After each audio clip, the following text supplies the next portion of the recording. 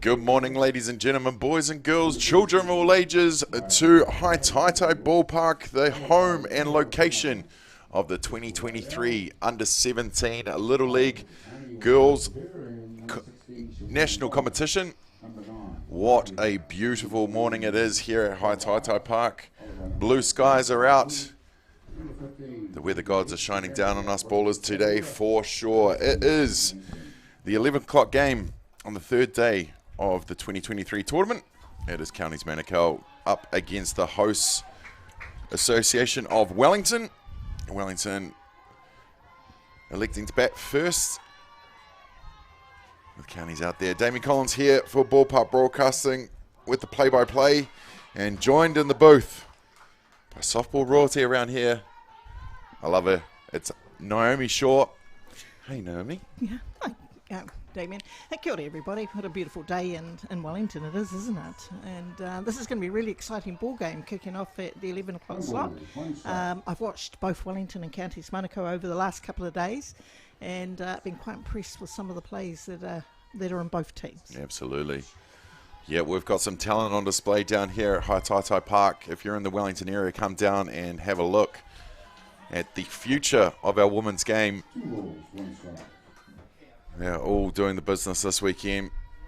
Many teams down here from all over the country. Our first nationals in a couple years, and they all seem to be absolutely loving it. Well, the lead-off, Mairangi Waipara, the centre fielder, fouls that off. Fouls that one back over the third base dugout for 2-2. Young Mairangi is a current member of the New Zealand Junior White Sox squad, and she'll be looking to have a strong performance here, knowing full well that the national selectors are out watching, some of the talent that you've just talked about there. Oh, absolutely. And Mairangi had a big weekend last weekend, and Hamilton making the tournament team of the under-19s, so she'll be looking to double up, and especially at home. And they'll load up the count. 3 balls, 2 strikes. And talking about that double up, Damien, coming from the under-19 national tournament to an under-17 is quite a different ball game. There's a lot of adjustments that have to be made. You're playing with a much younger group here. But I have to say, I've been pretty impressed with some of the games that I've seen, especially last night. The game I watched between Hutt Valley and Auckland was really good quality, high standard game. Oh, yes, absolutely. Absolutely was. Mairangi fouling that off. Count remains full with 3 balls, 2 strikes.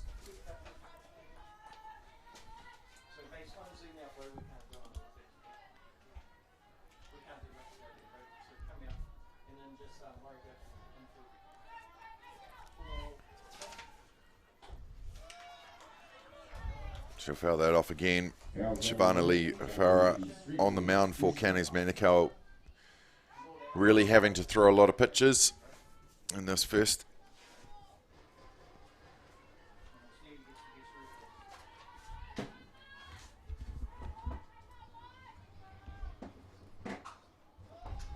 Well, we're fully set up for the penultimate day of the Under-17 Girls National Tournament. Took us a few moments. It's not what it used to be with the old iPhones and the switcher anymore. Lots of cables to run, but I'm sure you will enjoy the quality that we'll bring to you today and tomorrow. Getting ever closer to that grand final to crown this year's Under-17 Girls Champion.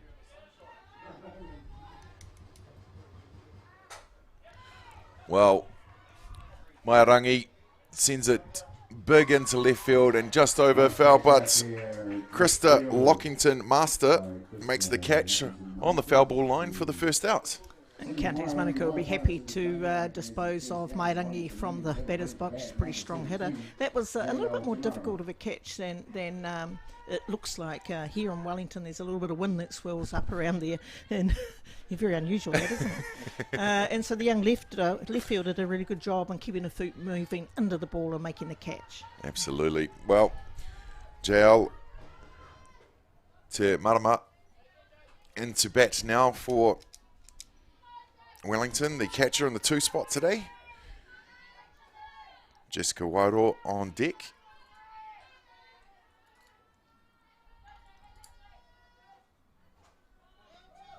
Inside pitch for the ball.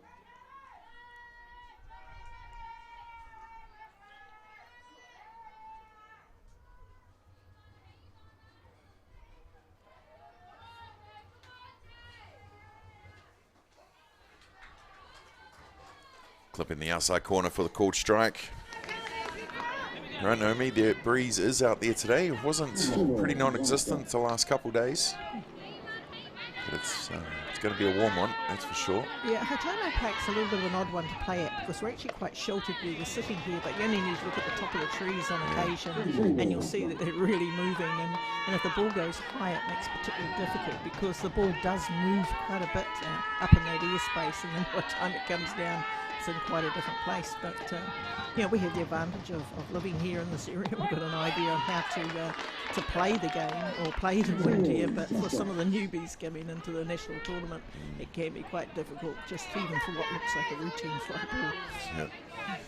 Well, you nailed it on the head right off the bat. Hataitai Park is a weird one. You get all of it here. Tamanama will make her way to first base with the walk. And that gives Wellington their first base runner. And that's going to send to bat the designated player Jessica Wairo. In the 3 spot, designated player here to bat. And move that runner. And Jessica Wairo plays for Tawa, and she's listed there as a designated player. She's also quite a handy little hitter and pitches as well. I'm definitely loving the last couple of weeks seeing all these young ladies in the that are pitching in the 3-4 spot up in the batting order. Multi-talented young ladies around.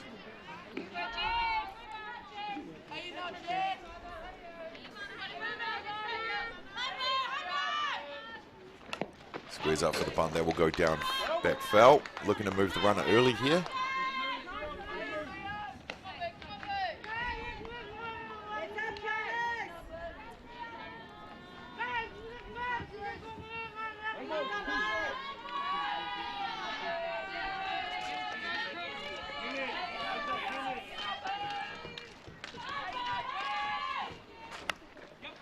Gets a piece, sending it to right field where Giovanni Barnes is under it to make the play, and that will be the second out of the innings.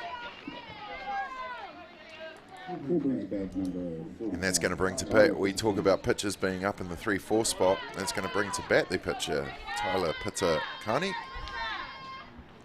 It's not unusual for our pitchers to be sort of all-round athletes in softball.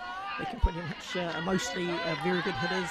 They can play multiple positions, and that's generally what happens in age grades. But young Tyler Pitakani,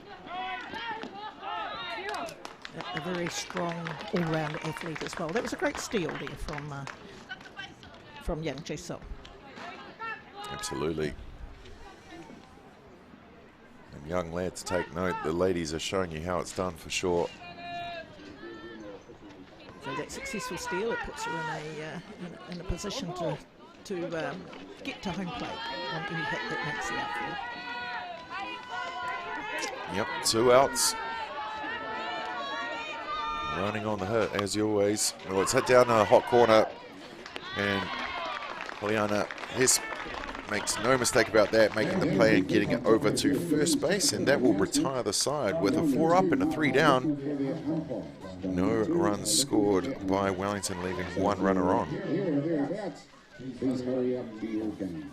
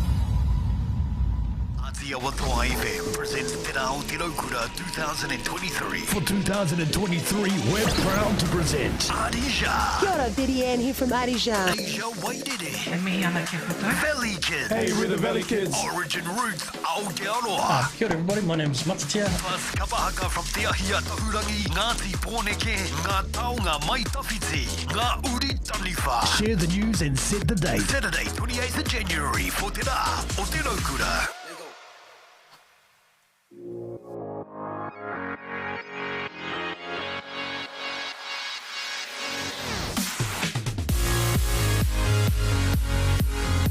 Welcome back, ladies and gentlemen, to Hataitai Park for the Under-17 Girls National Championship. Day 3 of 4, as we're getting closer to that grand final championship Sunday. It's the 11 o'clock games here at Hataitai Park. 3 diamonds in running at the moment. You are watching diamond number 1, and diamond number 3 is set up at the Velodrome, if you know Hataitai Park. So it's all happening down and up here. That's actually really interesting, isn't it, to have 3 softball diamonds almost in a city, Wellington, and right next to Wellington Airport. I mean, you know, it's crammed in here. It's a beautiful space. It's called the Green Belt here in Wellington. Diamond 2 on the screen here. You'll see in the distance next to the Wellington Axemen Rugby Club. But we've got all the action here on Diamond 1 for you. On ball, 1 strike. Leading off for Counties Monaco, Jasmine Hahoa.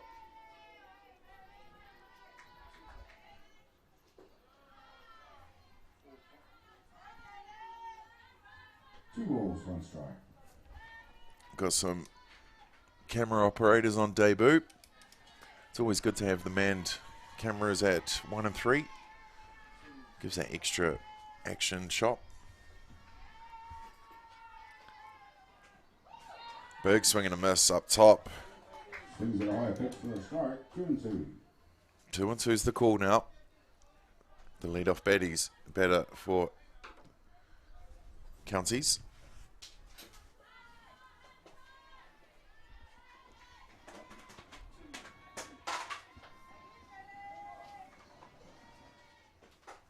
And she gets him swinging for the strikeout, and that'll be the first out of the Counties bats.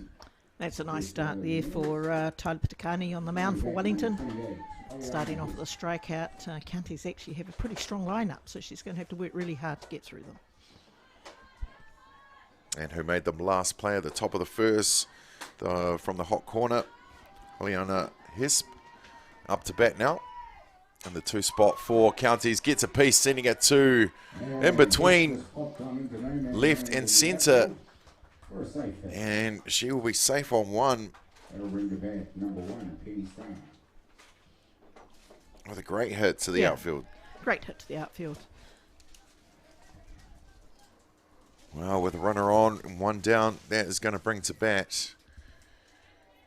And the 3 spot, Penny Star, the shortstop. This is a young lady I'm very impressed with. I've watched a couple of games that Counties Monaco played, and that's a beautiful sacrifice bunt.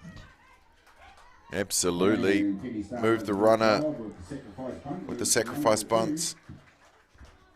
And advances Jasmine to a scoring position there for Counties Monaco. It's only the first innings, Damien. It looks like we're going to have a lot of action in this game. Yeah, loving seeing the short game the last couple of days. Really, you know, selfless play, making it all about the team. Getting the big hits when they need to, but also doing the job when it has to be done.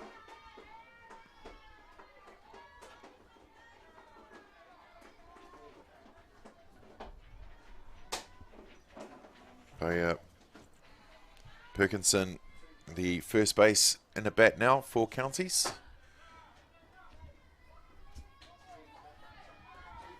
Liana safe on second, gets a big lead, but Siobhan Bolger will keep her honest there for sure. Yeah, Wellington must know something about this player. I see a little bit of a outfield shift there over to the left side of the field. So she's hitting in at the number 4 spot, the clean-up spot. So they'll be looking to cover any of the gaps that she might want to hit into.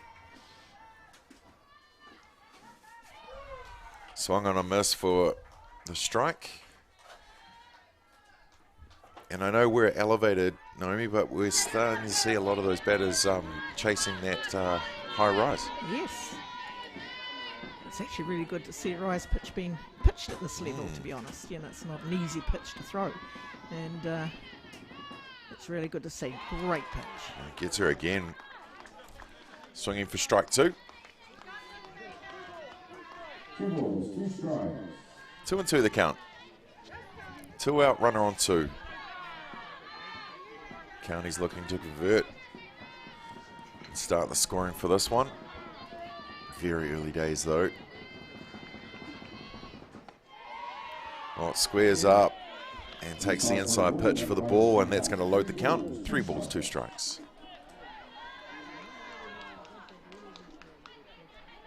Nice location on that pitch, but just a little bit off the plate.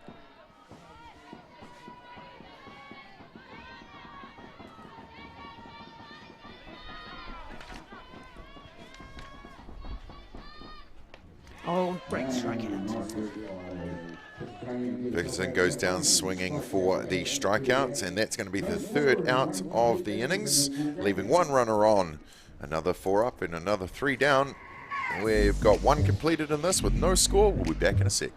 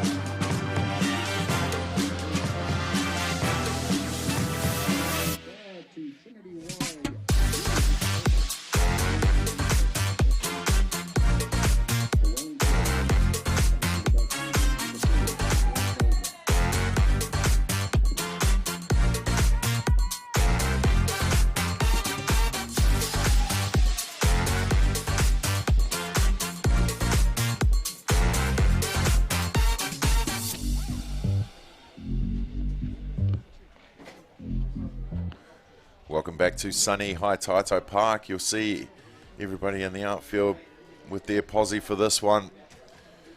Lots of marquees, lots of tents, lots of people prepared to get the shade from the sun here because they've turned it on for the Under-17 Girls National Tournament.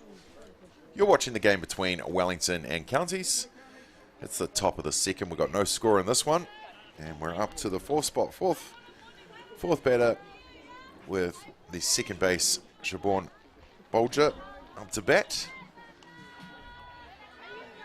Quite a picnic atmosphere out there, isn't Absolutely, there, Damien? yeah. With all the marquees and everybody brings chili bins, and yeah, there's a lot of people here for an 11 o'clock game. Yeah, well, probably a lot of families out there. We are watching the Hosts Association. And you did mention COVID before, and you just reminded us that, yeah, it's a long time since we've been in this position, isn't it? Yes. Great to be down the ballpark. Absolutely. Families back into the game again. I mean, softball is such a big family sport. Well, coming from you, most definitely. That's right. I mean, what else would I do, Damien? Housework on a Saturday? No way. No way. Have you ever done housework on a Saturday? No, not ever.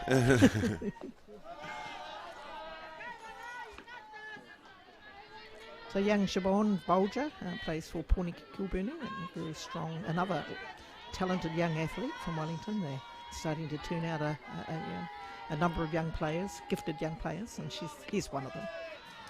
She sure is, and she loves the game. Her and her brother definitely making waves in the young scene here in New Zealand. And of course, it won't be hard to find Lou and Stephen in the grandstand around the outfield cheering them on. Oh, well, Lou's the manager, isn't she? She's down there. So, yep. She'll be closer to not the hard ground to there, find it yeah. all. Yeah, but we talked about family sports, and as you've just said, yeah, Bolger family are well known in Wellington circles. They sure are.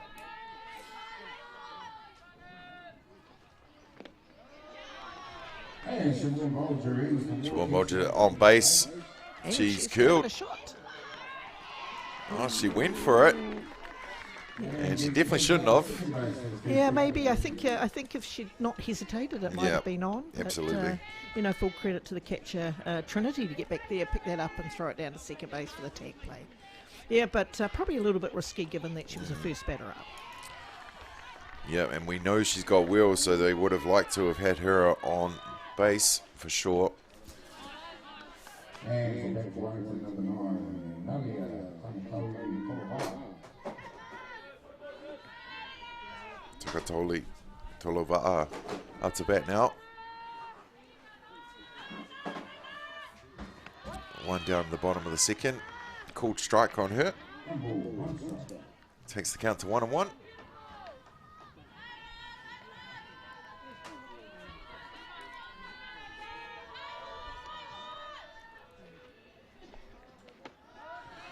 Naomi, you've done it all in this game. The 1982 captain of the White Sox, world champions. You've coached multiple teams. You've watched multiple generations of yours do it all as well. What are Wellington going to look to do this early with the bat? Yeah, well, I think... Wow, it's a a big deep foul one. ball. It's going to be a tough one to catch, yeah. Yeah. So really keeping the ball on the ground at the moment. There's been quite a bit of stuff in the air Yep. and moving it around. I was just thinking about that play from Siobhan. It wasn't that bad that she went for second base, but there was a little bit of hesitation there, and I do believe that with her speed, had she got there, gone straight down, she would have got there safely, and that would have put Wellington in a really good position to score the first run of the game with a runner on second base with none down.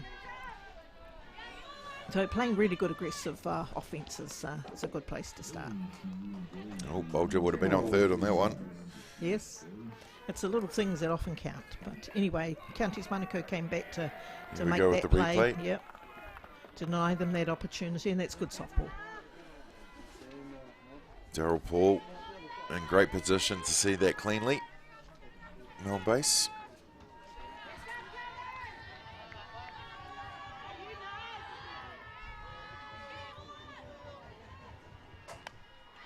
Another big foul, getting it early and sending it towards the cars.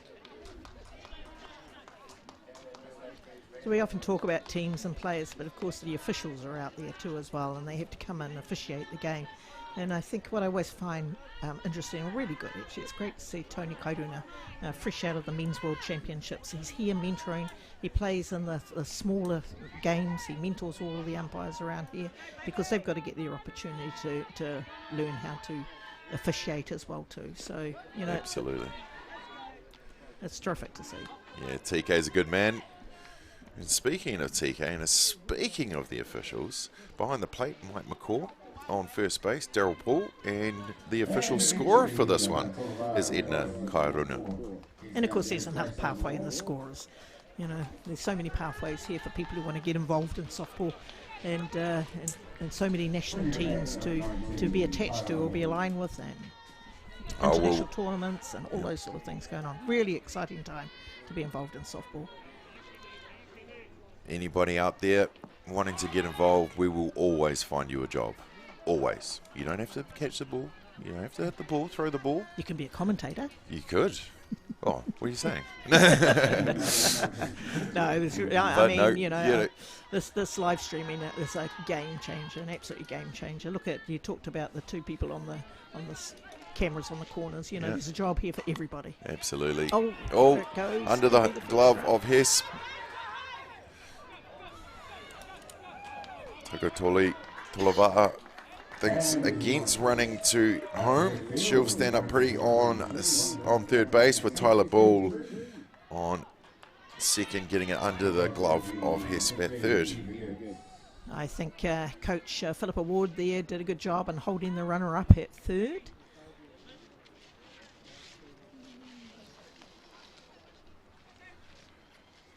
We go back to the beginning of the innings where young Siobhan, had she been on the field, would scored well before this point. Sure would have. Well, here we see the replay here, just out of reach for the third and short. with the ball going the other way, she just cruises into second base, does ball. Eva Gibbs was supposed to be up to bat now, but I think they're just doing a substitution as Wellington with 2 runners on. Oh, that's really aggressive coaching. Substitution this early in the piece. Gotta love it. Well, you mentioned the live streaming there. You did, Naomi. You've seen a lot of generations get their chances overseas with scholarships and going over to study and play in the States. So, of course, Denver being one of them. But with the live streaming, this is something that these girls can look at later on and start taking their pieces out and start building that little portfolio of theirs. Oh, look, absolutely. And not quite, yeah, you're quite right. I mean, to have this stuff available, if you're considering overseas opportunities, gives you an edge or another opportunity to show plays being made. And they're really important because if overseas scouters are looking, they really want to see who can perform under pressure when it matters. And if you've got live footage of that, it really is invaluable, absolutely invaluable. Yep, it's pretty easy to get, ladies and gentlemen. It's all there for you if you want to start building that library of the highlight reel. So Wellington in a really good position here with runners on 2 and 3. And obviously brought in a very strong hitter to do the business.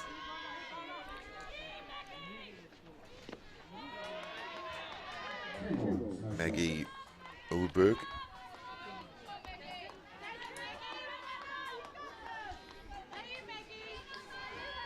Coming in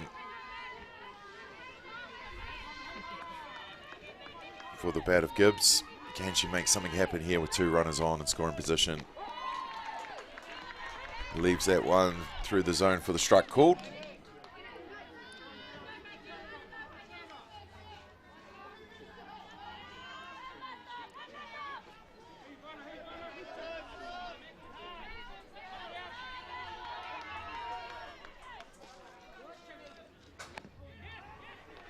Down first base line.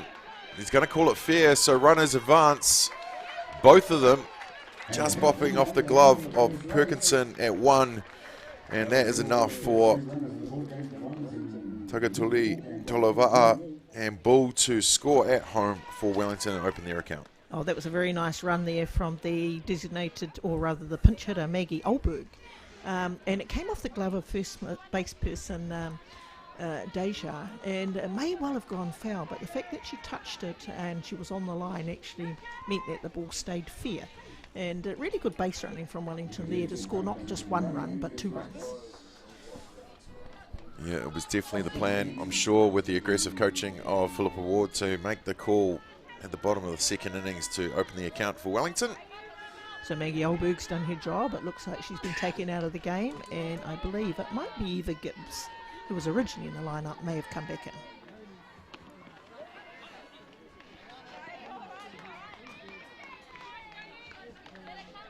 Can't quite see that number on her back. Well, if it's 15, it's definitely Eva Gibbs back out there to run. Looks like number 15. There she is. So effectively that means that Maggie's finished from the game.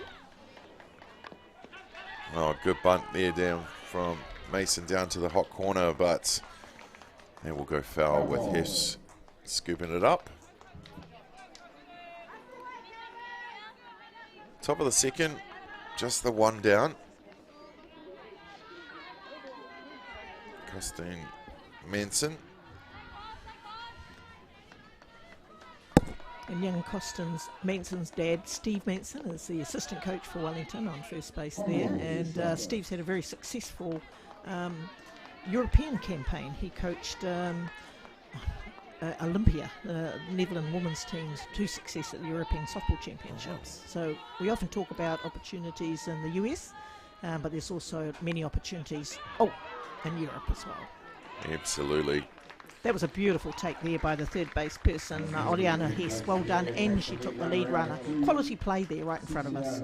Yeah, that's definitely one she wanted with the last that scored a couple going under the glove. But she made no mistake about that, and the heads-up play to get the lead runner. Yeah, great play. Manson on first base, 2 down, and that's going to bring to bat the top of the shop. Oh, Wairangi Waipara, and shows why she's the lead-off and why we've been talking about her. With the first pitch smack to left field, she's going to stand up on first base with Manson safe on second.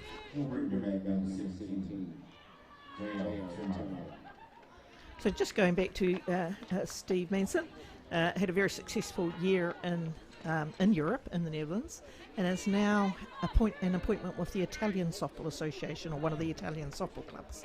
So it'll be really good to shoulder tap Steve for the period that he's here before he returns back to Europe, and just see what learnings he can give us that we can learn off from what's happening over there overseas. Absolutely. Seems like a long time since we've been able to travel internationally, so in order to keep up with what's happening over there, it's really good to have the likes of Steve back in the country, and at some stage we'll sit down and have a wee chat with him too.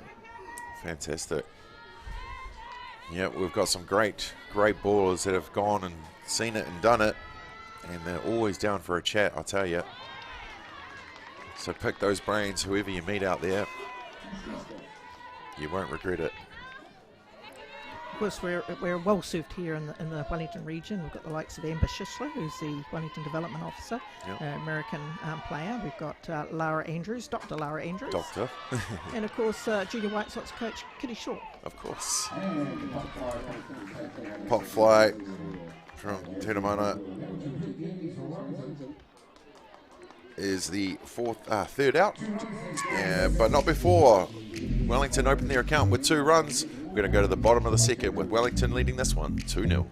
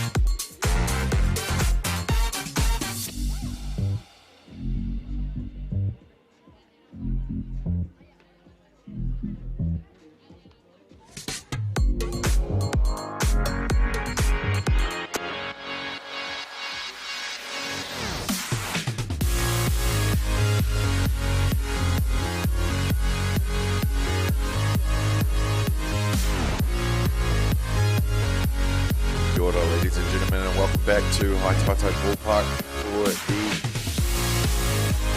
U17 National Girls Championship.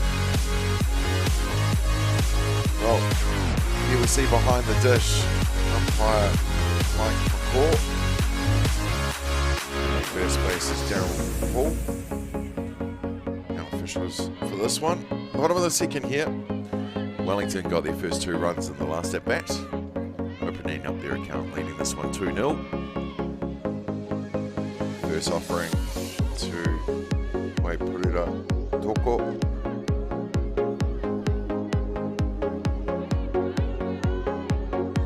There's a ball inside. Takami on the mound for Wellington. One thing that's occurred to me, Damien, is how many more double banger names we have to contend with these days. Gone are the Smith-Jones.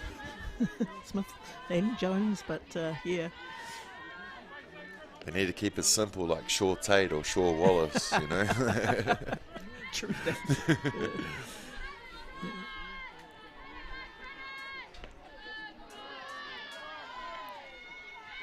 So I imagine both of these teams are looking for that first spot in Section B.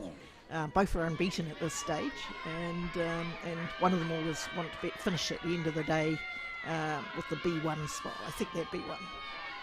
That's right. Yeah, now's the time Oh. to definitely lock them in for sure. Oh, there's also Canterbury in the mix as well too. So, you know, it's going to be a bit of a dog-eat-dog in Section B. Absolutely. I believe Canterbury are unbeaten at this point as well you too. can't. So we've got a lot of games to get underway. Can't go past that Canterbury side here at the Under-17 Nationals. Another well-coached and well-drilled team. Absolutely. Got some absolute superstars to watch in the future.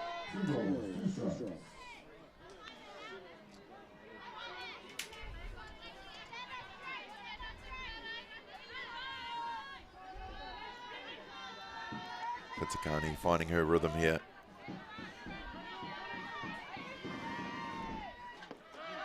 Tries to go on the inside again, but that will be ball 4. Waipuri Toko safe on first with the walk. And that's going to bring to bat the pitcher, Savannah Lee Farah.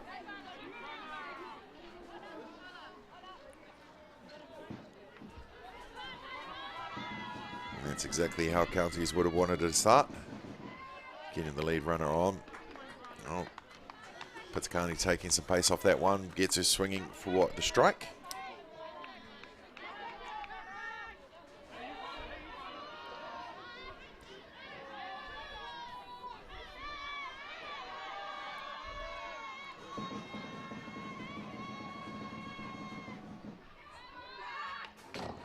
Squares up to bunt again, and that looked to be going foul. Or no? No, looks like it might have been a pass ball. Pass ball, okay.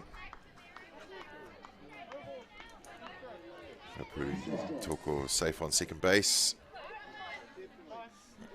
Out comes head coach Philippa Ward to question that. I'm not quite sure about that one either, to be honest. I Well, thought there was a little bit of a foul tip, but here we go. just the way it went up. Yeah. No, they've established that it was a pass ball, so there you are. Counties Manakoa in a position to get somebody across the plate with a runner on second base. Here we are on the replay. Don't really see it from that angle.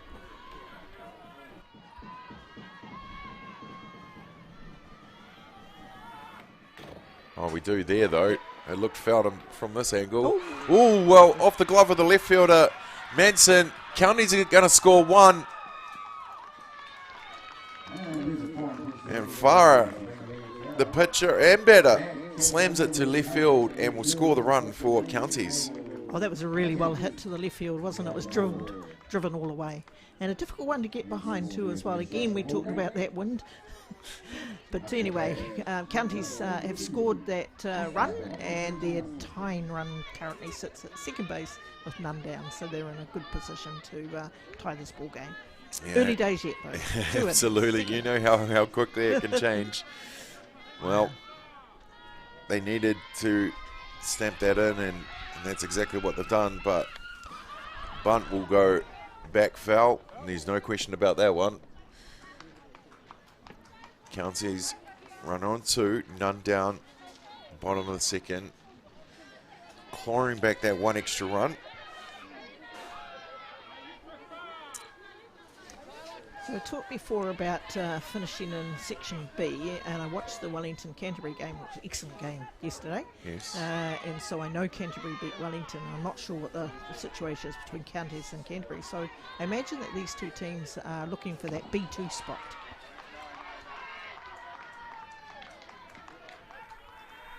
Well, that goes back behind the dish, hits the screen, and let's see with the replay, the big slam to left that scored the runner for Counties. Well, they now have that runner Farah ready to run from third to home. Lockington Master ready to bat. Leaves the inside pitch, but it's called clipping the inside corner for the strike called.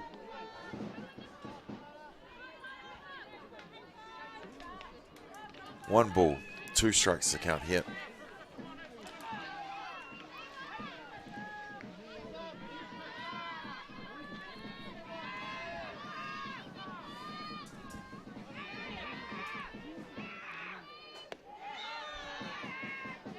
That one definitely inside for the ball. And that's going to level the count 2-2.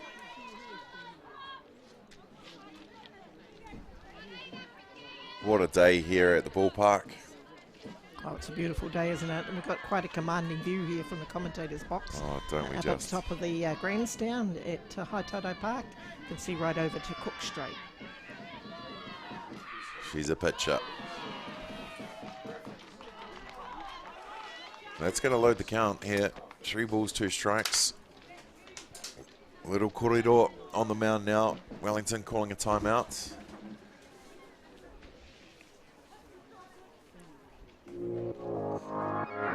Just time to calm themselves a bit. Still early in this one. No need to get busted. 1 on 3. None down.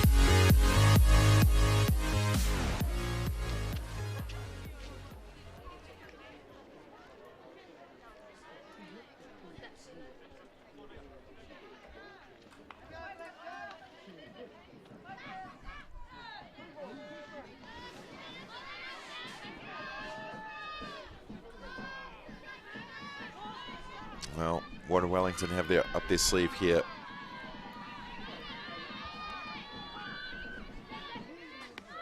Going up top for the walk. And that's going to put runners on the corners for Counties. None down. That's going to bring to bat Aladia, Nathan, Kaiho.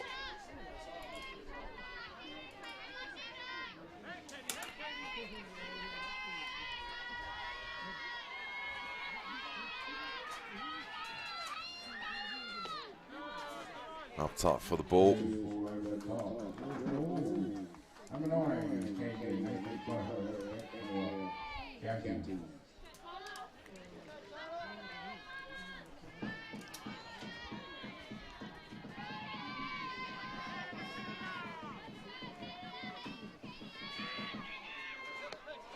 Big swing and a miss for the strike.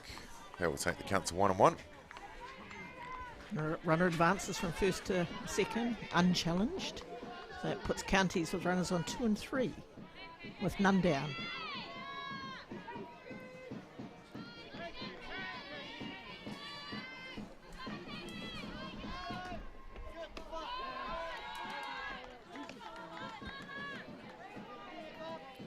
Strike there.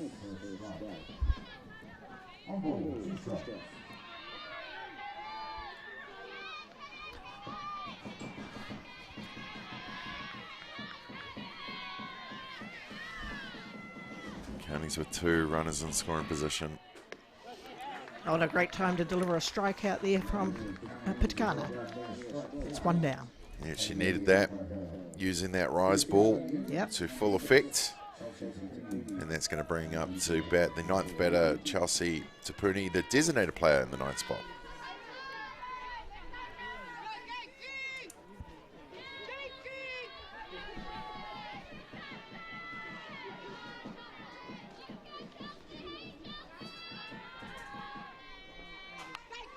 Gets a piece, sending it under the glove of Bull at third base, and that's going to tie the ball game for Counties.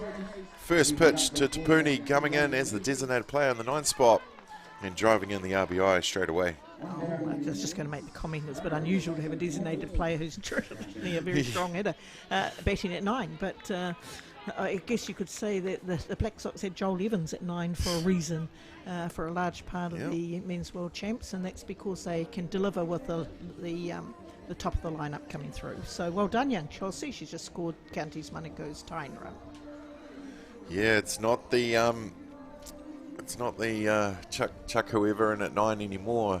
It's almost like a second leadoff in some aspects with some of the innings that go by. But get the runner on and load up for the top of the order.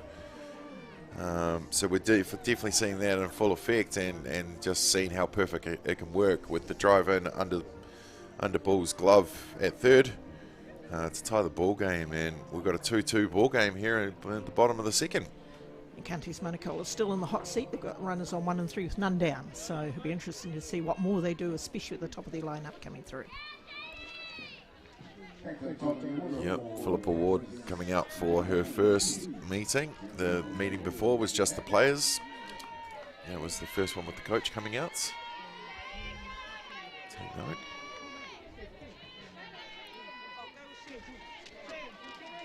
Oh, back to the top of the shop for counties. Jasmine Ho, the second base. First at bat, she struck out. But counties seem to have some rhythm going. Top of the order will be wanting to get in on that for sure.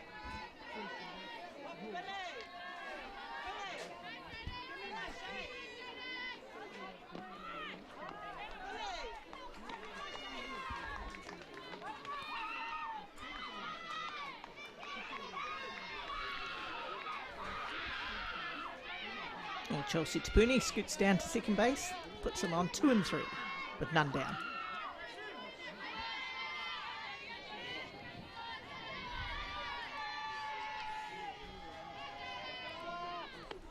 Up top again for the ball.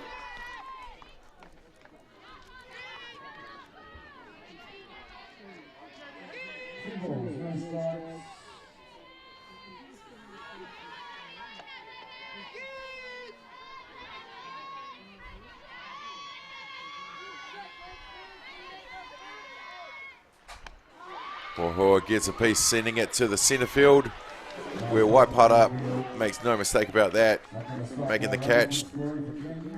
And that will be... That was the third out. I don't know which game I've been looking at, saying it was none down. Here we go. We'll get our act together in a moment. But here we've got a young guest here coming into the studio. I'll leave you to it. We'll have a quick break. We're tied at 2 after counties. Bringing back a couple of runs. We'll be back at the top of the third.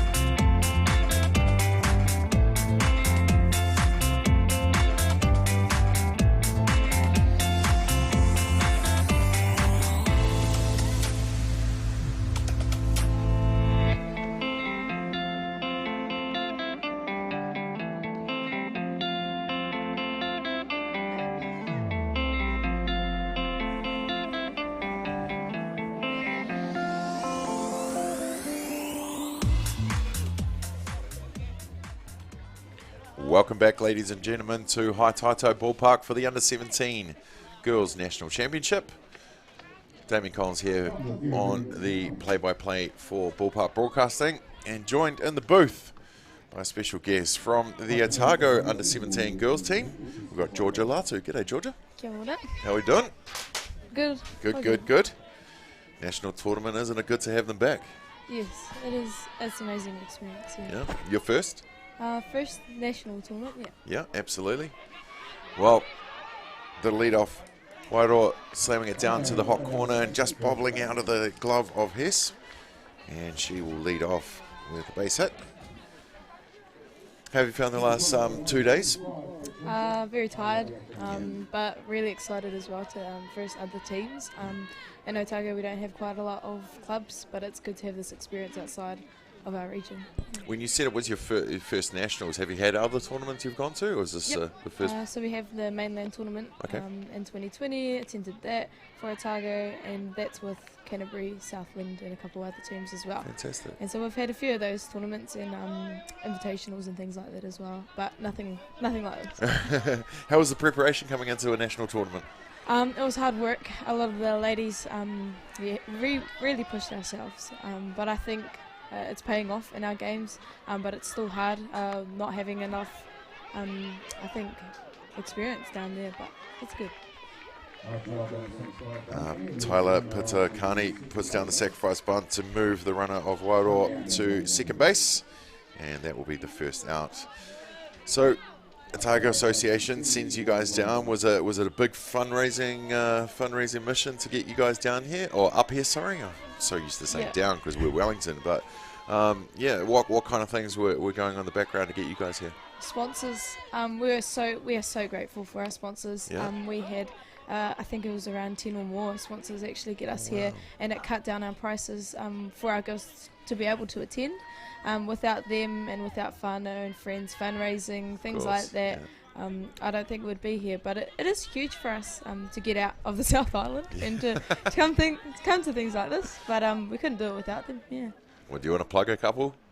We have Raiko, that's our manager Karen's work. Yep. She's amazing. We couldn't ask for a better manager. Yeah. Her and her husband Adam. But we've just had heaps of sponsors that have come through and really pushed us to get here. Fantastic. Now I know it's a big thing coming to a national tournament. So what were some of those goals? Big hit to left field. It's going to go foul.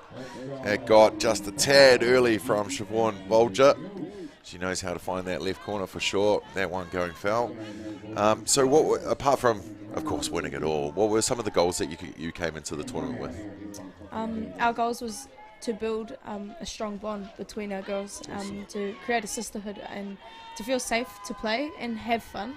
I think that was the main thing for us, was to come in with a mindset of having the best games that we can possibly have and pushing ourselves to be better.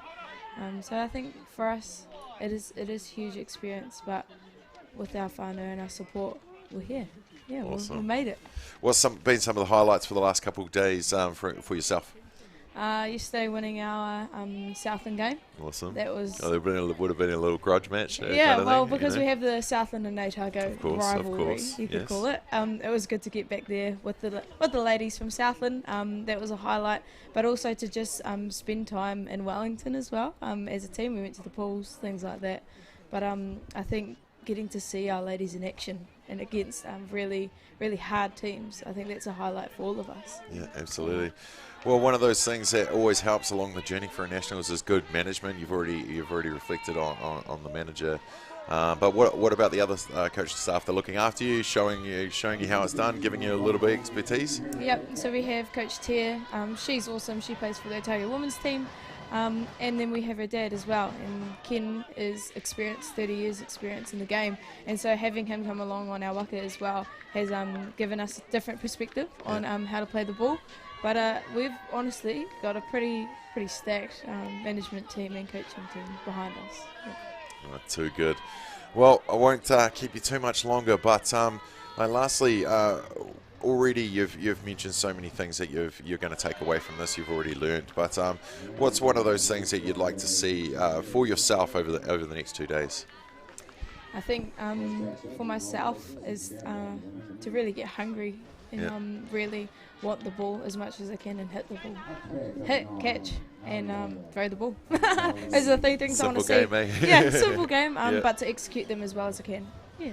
Oh, fantastic! And Georgia, I didn't even ask you what positions you're playing and how you've been enjoying it, being out actually on the diamond, getting in amongst it. Yeah, well, I play second base for my club, but for this tournament I've been playing third base. Ooh, and popcorn. a little bit of outfield as well. But this tournament is it's really changed the way we play a game, because a lot of girls play the same positions and our coaches will chuck us around. But we've managed to cope really well with all of the changes and things like that. But with their support, we've been able to do it and execute it. Awesome, mate. I really appreciate you coming in the booth and sharing your experience from this tournament. Go well, mate. You speak awesomely. I can see the buzz when you actually putting the words out there. So, I'm really stoked that you've come and enjoying your time so far. And I just hope it's one of those things that you're going to take a lifetime memory away and keep the ball going down there for us. Awesome. Thank you for having me. Georgia Latu from the Otago Under-17 girls. Fantastic. Go well, mate. Thank you. Back to the action here, ladies and gentlemen. Wellington with 2 down. runner on 2. They're going to get the walk. Taga Tolova'a.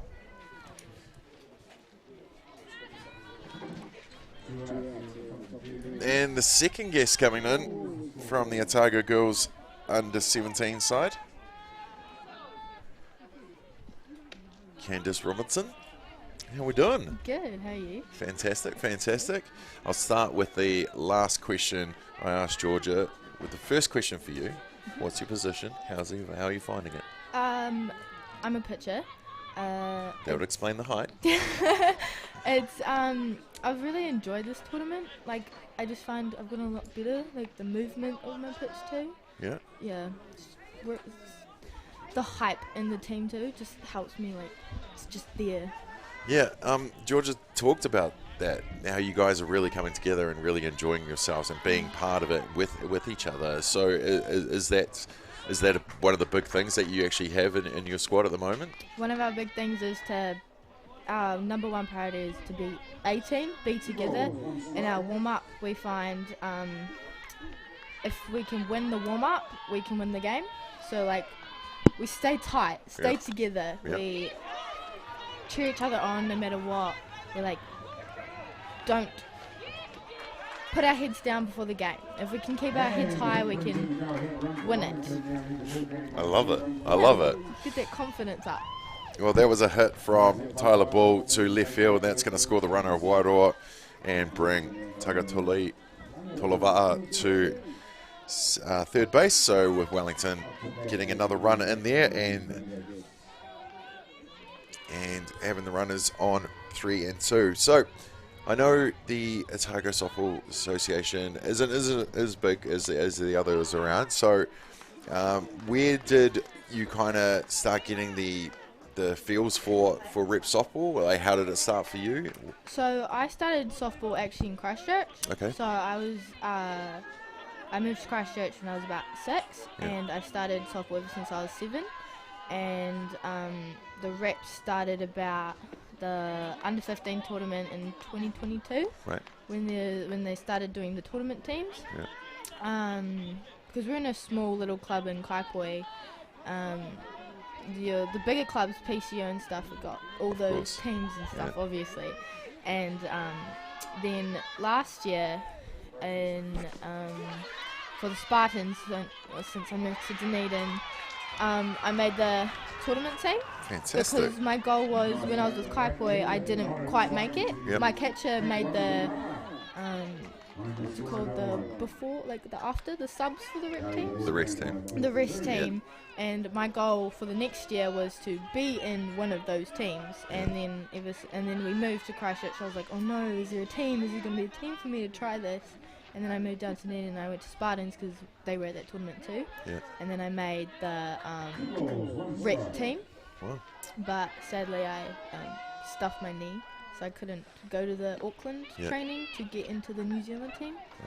But my goal here is to try and make that rep team. Absolutely. Yeah. Oh, nice goal to have, mate. Nice goal to have. So what's some of those learnings? You talked about your movement on the mound earlier. What are some of those learnings that you've so far picked up at this national tournament?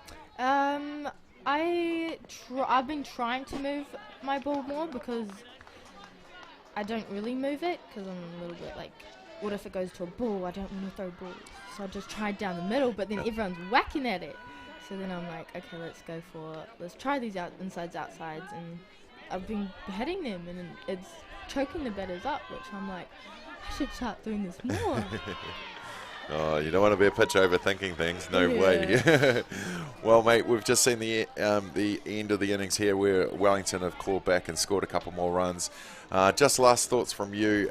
We've still got the rest of the day, still a couple more games to go and tomorrow, of course. But what's some of those big things that you want to take away from this tournament? The big things are I want to have more of a positive mindset because I always get negative on myself. But because like if I make a mistake, it's like, why did you do that? What did you do? But this tournament, if I make a mistake, I'm like, okay, take a breath. Let's do this again. We've got another chance because like we've got game after game. We got inning after inning. So my take on this is to try to be more positive. Nice. Yeah. It's just the game, mate. It's just a Simple game. one at that. Yeah. Get to play in the sun. Well, Yeah. thank you for Finally. coming in and joining us in the booth here, Candice Robinson. Thank I you. appreciate it. Go well for the rest of the tournament. All the Thank you best. so much. Bottom of the third innings now. So Wellington leading it by 4 runs to 2 over County.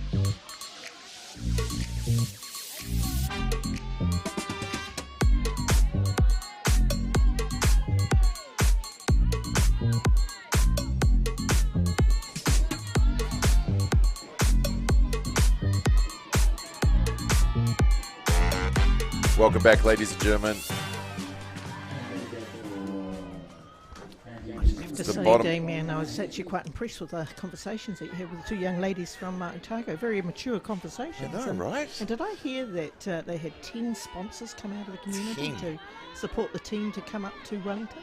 Yeah. It's amazing.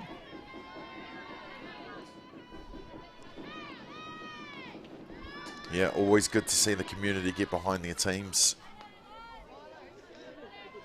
Very mature conversations. I Yeah. thought, gosh, is this under 17 girls? Yeah, I had to Yeah. check it for a second as well. Yeah, They no. sent a management?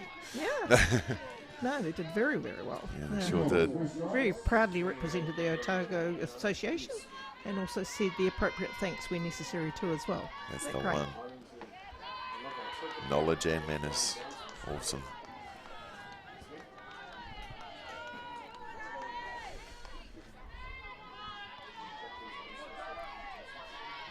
Leanna has lead off for Counties at the bottom of the third innings here. Hit to left field at the first in bat and left on at second base. And she'll be looking to improve on that one, which is not a bad start. Playing in the hot corner in this one.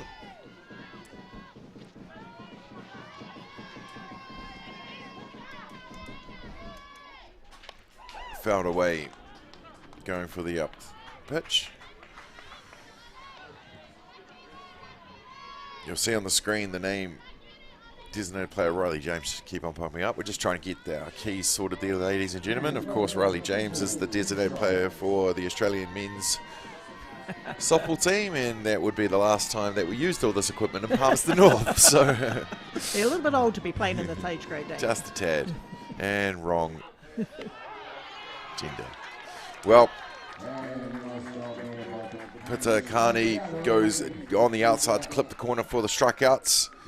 And that will be the first out. And that's going to bring to bat the shortstop, Penny Starr, who put down a beautiful sacrifice bunt in the first innings to move the runner.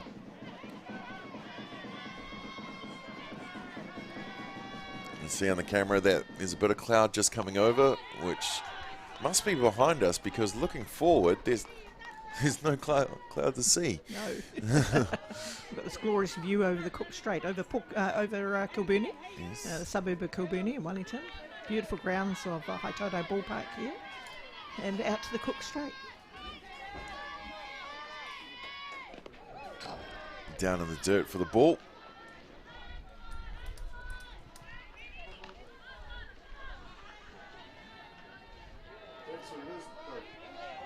One strike. 1-1 the call. One down. Bottom of the third. Tight ball game here. Wellington just leading 4-2. Inside and down for the ball.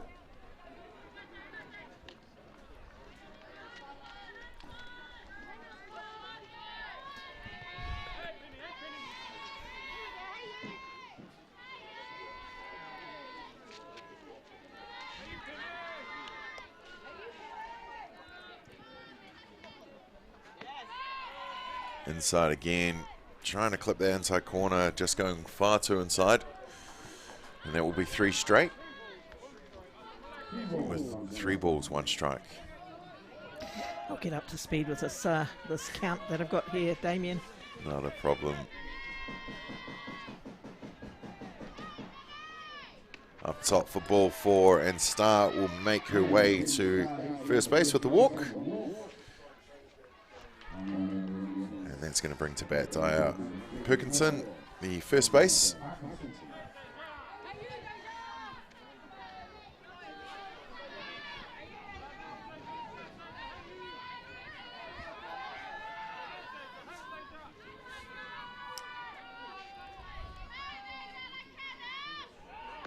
Oh, and they send it.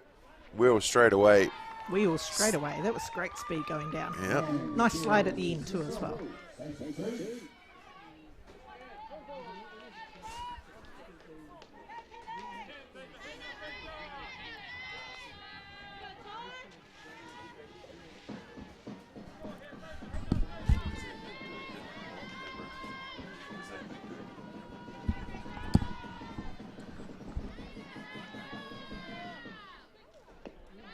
Inside for the ball.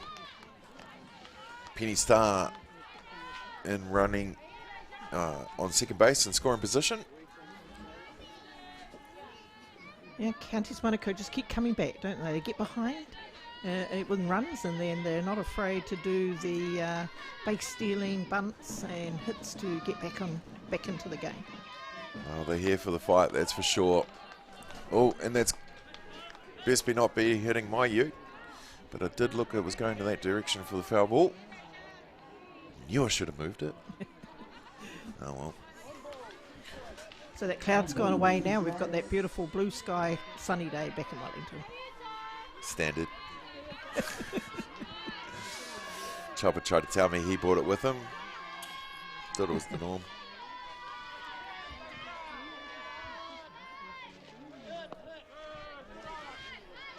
Wilkinson squaring up for the bunt again, letting it go past.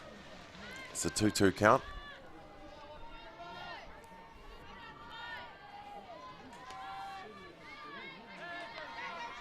Just squaring up, obstructs the view of the catcher's glove. Tries to anyway. She's definitely shorting it up, punching that ball. But just going foul down the third baseline there. Well, the shot from first base and third base, CEC third base camera operator in the background, Rico Morris, on debut with Ballpark Broadcasting right now. And on the first base cam is Nick Durkin, who had an exceptional week playing for Otago, actually, down in the under-19 tournament last weekend and making the rest team. Getting to do some pitching for them, getting picked up, and doing so well, he made the rest team. So well done, Nick, and thanks for jumping on the camera. Actually, a very good videographer as well. He knows I'm talking about him. My man. Okay. He gave us the thumbs up there. He did. I'm just glad I got the right Durkin.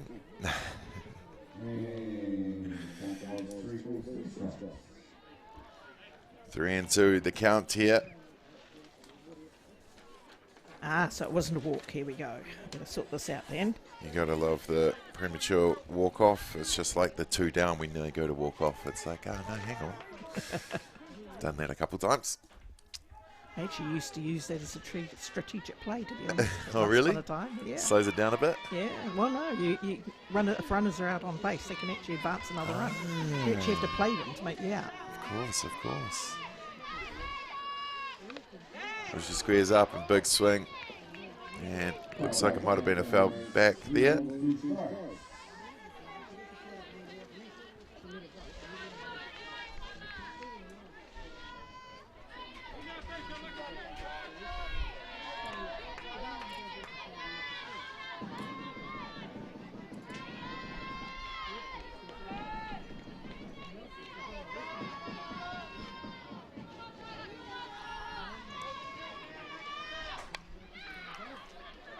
Squared up again, going short handle and hitting it foul there.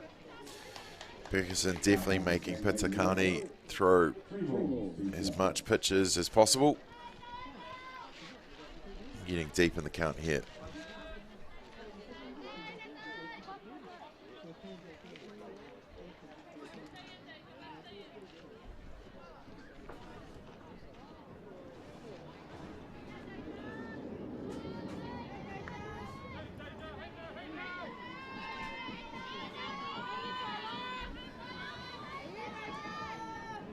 Perkinson at bat.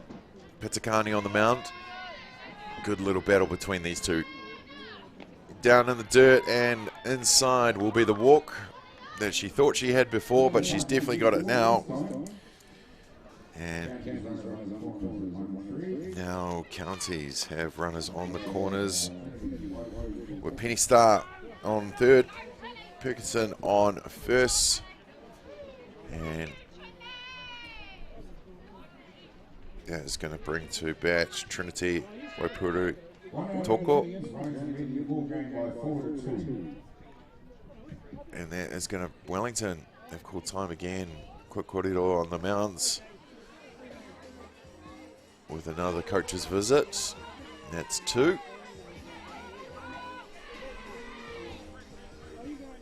Counties Manukau applying the pressure here, and it's still only the bottom of the third inning, so there's a lot of ball game to go here. Yeah, we've seen a bit of everything already. Bottom of the third. 1 down. 2 runners on, down by 2. And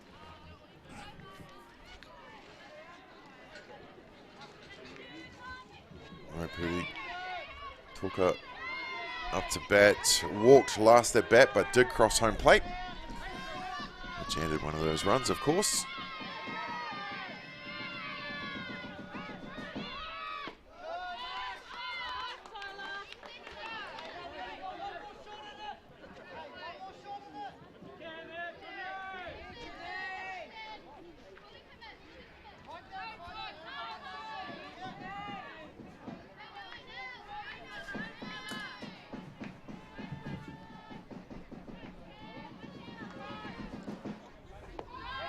Well, we knew it was going to happen. The advancement of Perkinson to second base, where now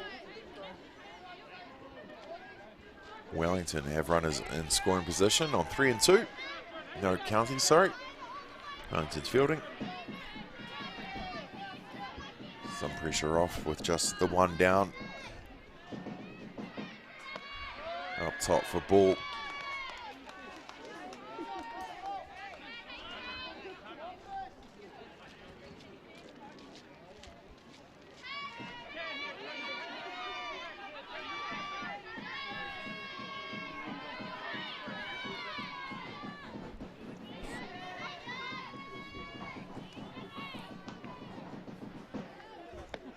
Gets a swinging for the strikeout, and that will be the second out of the innings.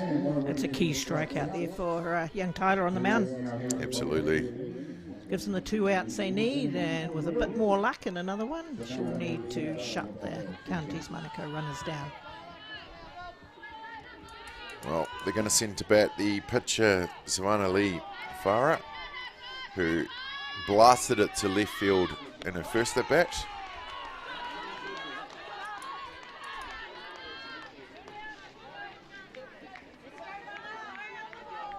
And just to mention of Nick Durkin before, if you want to check out some of his stuff, he's got a bit of following at ND Productions. Some of the photo creds on the Little League page of some of the photos he's taken on the last 2 days. I know you appreciate a good photo. I certainly did. I did see one of Nick's, and actually it was used on the Facebook page by Wellington Softball Association, and it featured young Emily McCormick from Hutt Valley swinging and hitting the ball. What was interesting about this particular shot was it looked like the bat bent on impact. Oh, wow. Power. Well, you talked about it before. Pitakani had to do it, and she sure did. Digging deep and leaving Counties with 2 runners on, so they can't convert, and they're still behind in this one. We'll go to the top of the 4th with Wellington leading 4-2.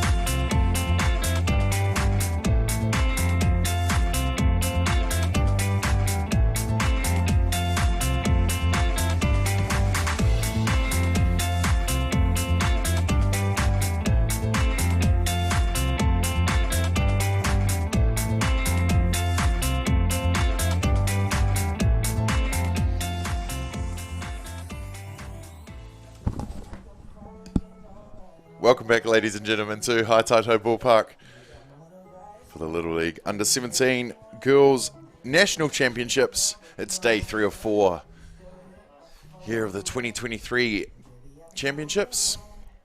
And what a tournament we've had so far, but lots of softball to be played here. The rounds are 9, 11, 1, 3, and 5. And we will be having 3 games in each round today.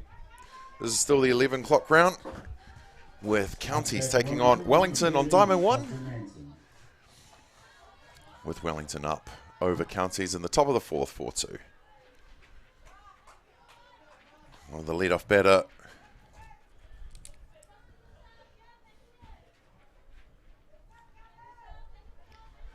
for Wellington, Costine Manson. Headed down the hot corner, first at bat, left stranded on base at second. And now looking to lead off here for the capital city. Wellington will want to be heading a few more runs. Having a 2-run lead in this game won't be enough for them against Counties Manukau. But it was really good to see young Costin Manson attempt to do a running bunt, which was a pretty good move given that the Counties Manukau's first base is so far back. Had she been able to put that down successfully, she would have, I'm sure, got onto first base and going into the lead-off. Yeah, well, we've seen how strong Wellington's top of the shop can be, top of the order. 2-2 the count now. Manson with a great shot to third base and left field, the first at bat to get on.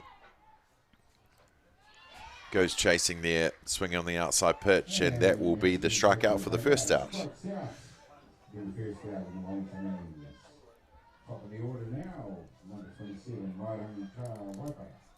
And that's going to bring to bat the centre fielder, Mairangi Waipara, to bat. Mairangi, who hit the ball strongly to left field in her last turn at bat. She's a very strong hitter all round. Well, she just went at that one. First pitch fouled off. Fouls that one back, strike 1. Mairangi plays for the Marama Softball Club.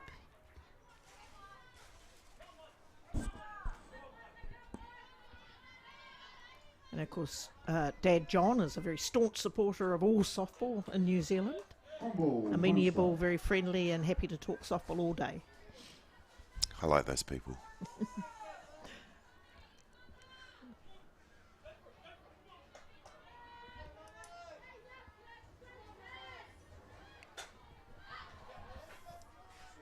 Foul back behind us. 1 ball, 2 strikes. Rico trying to get that shot. Nice work, Neff.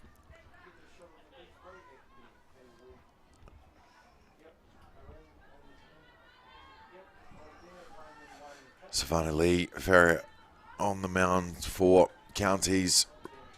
Really getting into her work here. Off pace.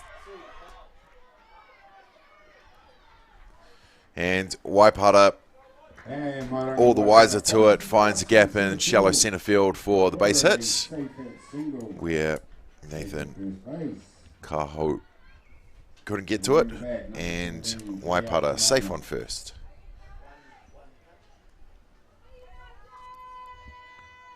And that's going to bring to bat Jal to Marama.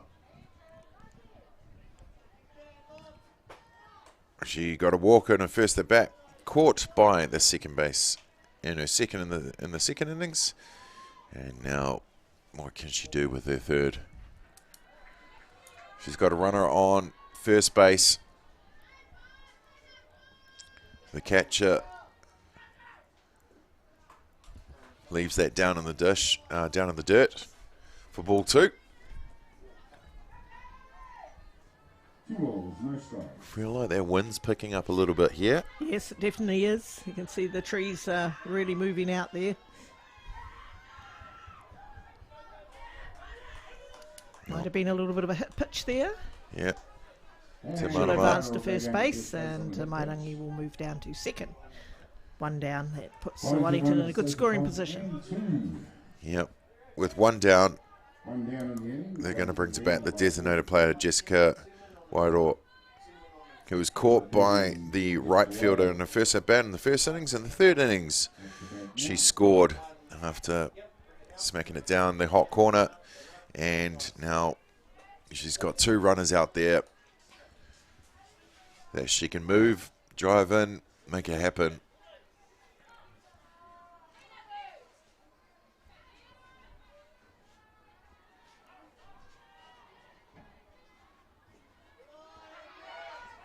Well, just down in the dirt, couldn't get to it was Waipuni Toka. And with that bounce off the glove, the runners will advance. So Wellington just like that with 2 runners in scoring position. Waipara on third. Te Marama on second base. Well, that's why she's in the designated player position, because she's just smacked it between the 7-8 spot. She'll score the 2 runners. She rounds 2. She's going to go sliding into second and third base for the triple. Jessica Wairua with the 2-shot 2 RBI. Fantastic hit there from Jessica. Hit the gap between left field and centre field and enabled the 2 runners for Wellington to get across quite easily for home plate. So, and a great slide at second base there.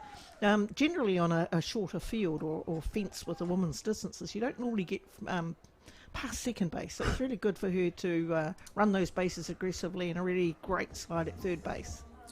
Well, she placed it, as you can see from the replay, she placed it right in between the 2 of the left field and the centre field.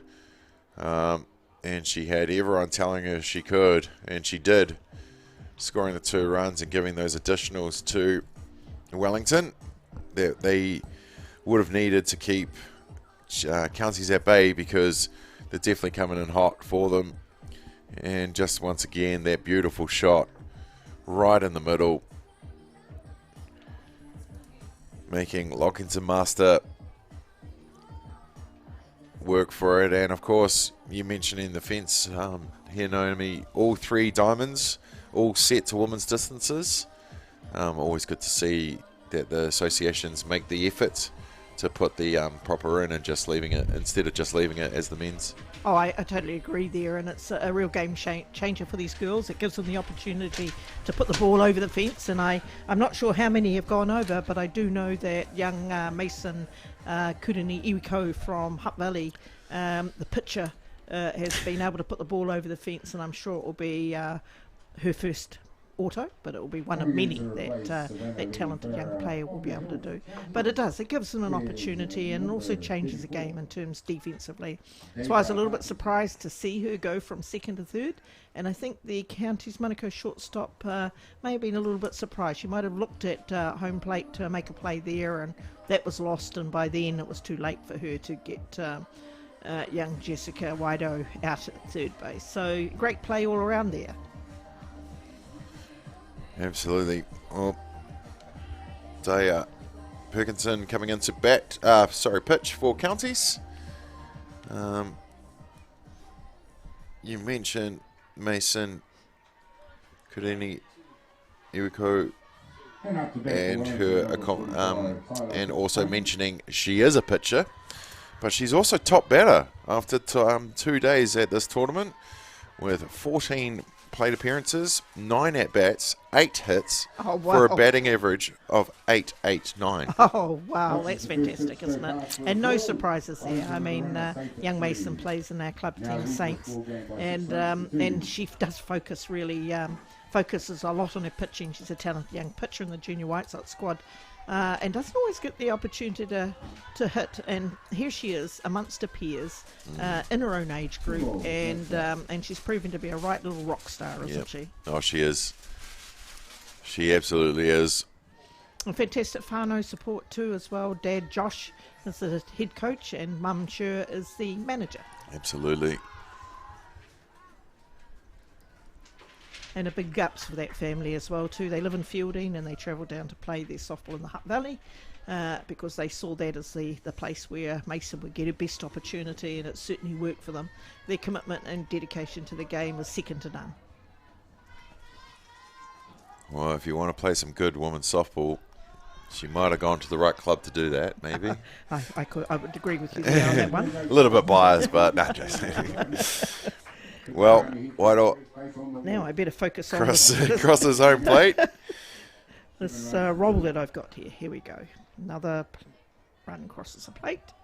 We're still one down. 7 runs to Wellington, 7-2. 7-2 at the bottom of the fourth. No, top of the fourth, sorry. And Siobhan Bolger up to bat. She was walked in, then tagged out in her first at bat. And she got a base hit in her second. Oh, no, she was out in her second. But we know this young lady can hit. And now's the time that she's going to show us.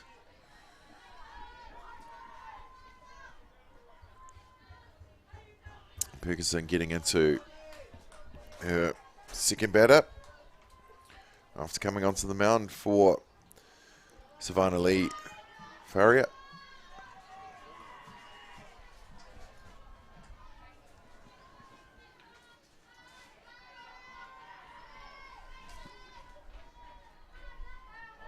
Oh, that's a great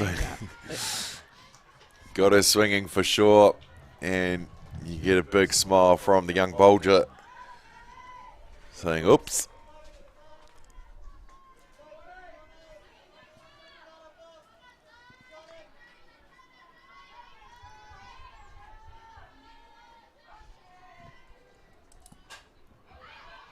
Sends that backwards, and that will go foul. Ready for the Central Sports young fellas to make that play in the grandstand.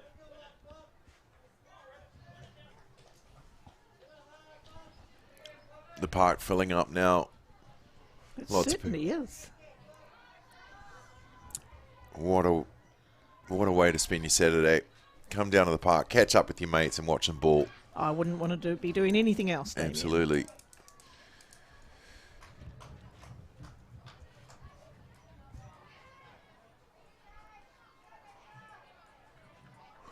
Well, Naomi, we talked about the world ever changing, but we're starting to seem to be getting it a bit right. We're back in national tournaments. We're starting to see, our White Sox had a quick tour of Australia, and even the junior White Sox not too long ago were going over there as well. So, going forward, I know you've got Kitty and the juniors, and your finger's always on the pulse around, but. What do you think our next step should be with our women's program in New Zealand? Well, it has to be international competition. Yep. We've really got to get out there in the Northern Hemisphere, see what they're up to, if they're doing anything differently, look at the standards that we have to aspire to be able to be competitive internationally. I do believe that the Junior White Sox are looking at taking 2 teams to the US later this year. And so that's or it might be next year, I'm not quite sure, but I know 2 teams are looking to go to the US. And, that's a really great experience for them to just to see what the standard looks like internationally. There's no doubt that the US college system and many of the age grades as well is the mark for all international softball. So, we have to be amongst it if we want to get better. Absolutely. And of course, the other thing that we can't play a game without is pitches and catches. And yep. I know that Dave Elder has a national battery program, which is really important.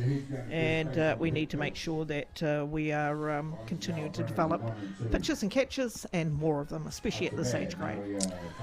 100%. Couldn't have said it better myself. And also what I'm hearing is Kitty's filling up her passport this year because she couldn't the last couple of years. Yeah. And there's a Japan trip in there as well, isn't there? That's right. Well, we've got many of our players who are at Whitby Collegiate, and they're looking to undertake a tour to Japan this year sometime too. A lot of them playing in this tournament. Yes, they are. Oh, there's definitely opportunities there. Oh, wonderful opportunities for young people. Thank you, boss man. We've just had a hot drink delivered. Commentary box. Very much appreciated.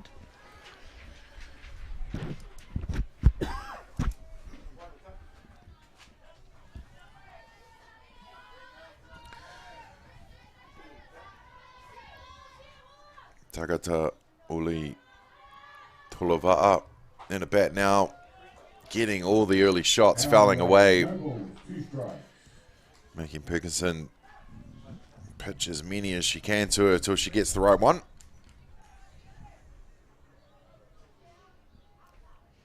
How did Chopper know I love a mocha? He's just got the sense about him. Hasn't he? Yeah.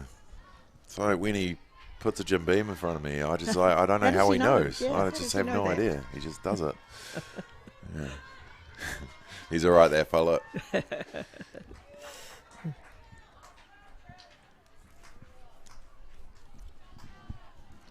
No, I just want to say what a wonderful service you provide to the softball community all around New Zealand with the live streaming. The quality is fantastic. I love that you bring new people in, you bring your novices in to give it a go, do the cameras, do the commentary. Oh, nearly got taken out in one of our new cameramen in there. Yes. You good, nephew? Thumbs up. He's okay. That wasn't far off him, was it? No, you're right, Naomi. We've come a long way from the little iPad under a gazebo at a Saints tournament or something. Yeah, with trying to just buzz off each other's internet to replays and hardwire cameras and multiple angles and manned. Oh, it's just, and we try and do it a little bit extra every time, but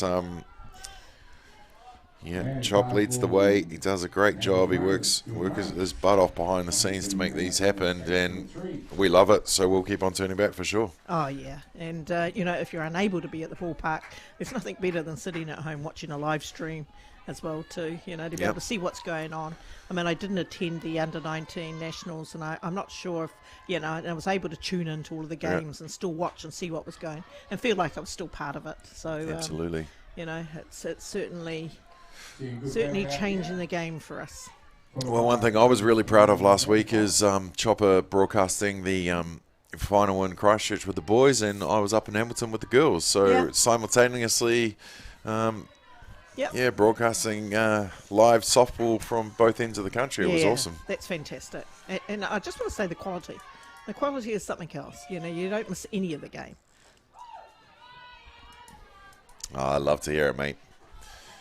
Well, I've lost the count on this batter, so I thought that was her walk, but here we go. 3-2 now. 3-2. We'll put that up. About 17 foul balls. And 2 runners on base. Well, in scoring position for sure, Wellington. Now she just picks up her walk there. And that is going to load the bases. 3 straight walks. Yeah, it's difficult for the young pitcher in the middle, Desiree, to come off. She was actually playing first base, and she had no opportunity to warm up. So it's always difficult to come from a fielding position into pitcher. I see Counties Manukau warming someone else up in the bullpen out there, so a change might happen fairly soon. But pretty tough position for her to be in. Well, it's not the easiest of jobs at all. Regardless, at any time. Right. So to come in without a warm-up is something else too. At a national level, you're on the live stream. The nation's watching. But she's doing well. She's trying. And she's had to come in a pressure situation as well, right from the outset. Runners on base. Never easy. Oh, she gets a strike there from Tyler Ball. The third baseman at bat now. Scored in her first at bat after the hit to left field and was left on a base with her second. So it's good to see the Counties Manukau defence come in, the middle infielders, second and shortstop. So they'll be looking for a double play, a force out at home plate and a throw down to one with a bit of luck, all going well. And that's the plan. That's the plan. Doubles on when it's force, when it's full for sure. Can they get the right outs? Because it is just one though. So getting that double will be pretty important to get them out of this one. Oh, wow. Very nice. Well, we talk about a double play, and that's probably one of the easier double plays that you can get in the book, the old catch and tag up. But that's exactly what they needed to do to get themselves out of the jam, leaving 3 runners on. They did for Wellington, but not before Wellington added another 3 to the total. They lead this one 7 runs to 2. We'll be back right after these.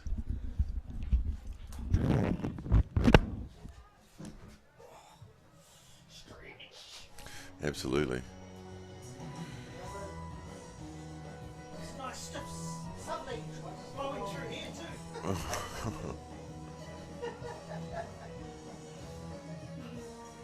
Oh, thank goodness you're on to it.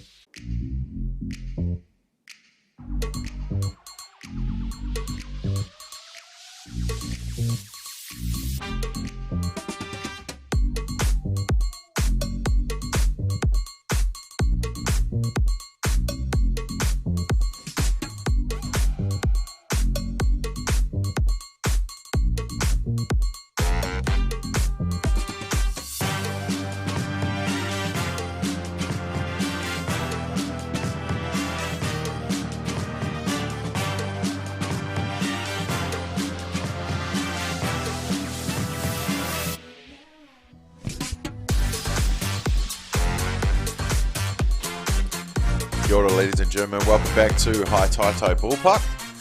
You're watching the 2023 Little League Under-17 Girls National Championships.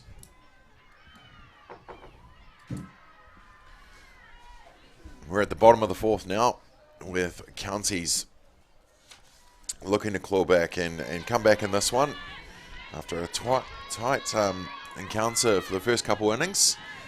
Wellington finding their rhythm with the bat, scoring 7 runs, and County's just been shut out the last innings before their 2 runs in the second. But they've definitely got the goods. But unfortunately for them, Tyler Pitakani is finding a rhythm with the last innings, 5 up, 3 down, 3 Ks and 2 walks, doing it all her own. She puts that in a place where Lockington Master pops up to right field, where Matilda Sepeli makes no mistake about that for the catch and the first out.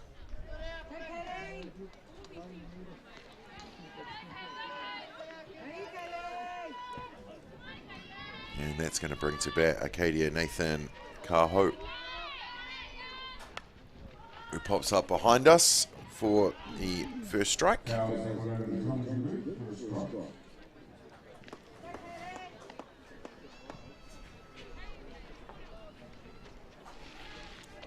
Naomi, County's down by 5 runs at the bottom of the 4th. What can they do to try and change their fortunes in this one? Well, there won't be too much sacrifice bunting. They need to score, as you've just said, 5 runs to break even. So they're just going to have to, hit those gaps, swing hard, go after the strikes aggressively, run bases aggressively, and get more runners across the plate. Sounds easy, doesn't it? But it's not that. I mean, you've already mentioned, Peter Tyler. She really has picked up her game since the beginning of the game. She's starting to get a little bit stronger. Well, up in the zone, will be slapped down to shortstop and over first base. But Nathan Kaiho thinks against it, and she will just stand up on first for the base hit. Oh, well, there's their start, just what we were talking about. They just need to knock a few hits and runs together. Just hit the ball, mate. Hit the ball, yeah. Easier said than done Easier sometimes. said than done, yeah. Well, Chelsea Tapuna, the designated player in the 9th spot, she can hit the ball. She hit it to left field at her first at bat, and now she's got a runner for County. She'll be looking to do the same. Big lead from Nathan Kaiho on first base. Well, County's Manukau is certainly not going to lay down and die. Here we go. We've got young Chelsea who did hit a very good hit to left field, her first turn at bat, and then leading into the top of the order after that. Swung on a miss there, but the I think it might have been the hit and run call because Nathan Kaiho is now safe at second base with the steal. Yeah, and it's good to see that Counties Manukau are prepared to be aggressive. Stealing base runners, getting them into scoring positions. It's still only the bottom of the fourth innings. There's still a lot of game to go, so good on them. They claw one run back in innings and add a few more. They can be in a good position at the end of this. Swung on for foul ball there from Tapuni.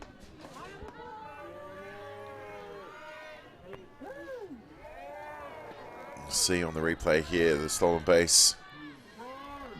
Yeah. Nathan Kaiho. Great side.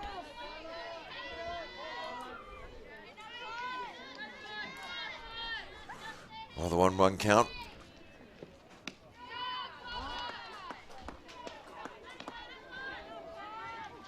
Gotta love a blatant catcher frame. 2-2 count now. She tried just outside of the zone for a ball.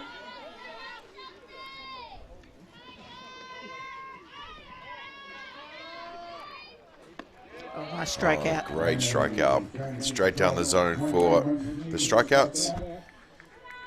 She's able to come back when it really matters, doesn't she? You know, when Counties Manukau start to threaten, she's able to get that strikeout. I really like her rise ball too as well. Yep. It's not something we see very often at this age grade. It's a difficult pitch, and you know, a lot of the batters won't be used to seeing a rise ball, so good on her for using it. Well, you saw her claw back from leaving 2 on to get those 2 vital strikeouts in the last innings. That's right. Now, Counties with the runner in scoring position, but Pitakani really finding a rhythm. 2 down, top of the shop, Jasmine Hua in at bat now for Counties. Their second base struck out her first at bat. Second innings was caught in the centre field, and now we're in the bottom of the fourth for a third.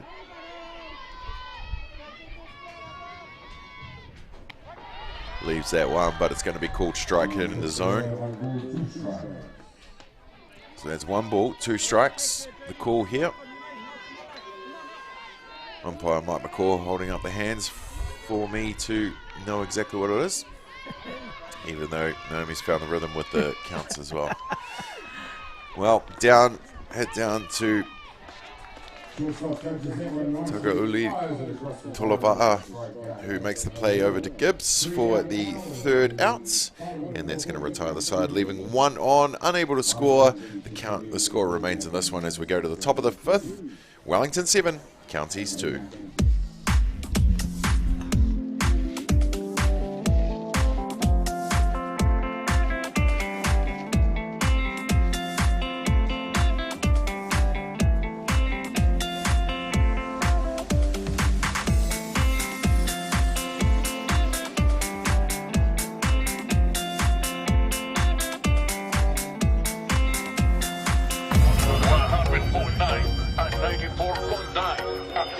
When the radio's on and the sound's hot, you just have to enjoy. There's no way to stop. That's where it sounds for the best every day of the week.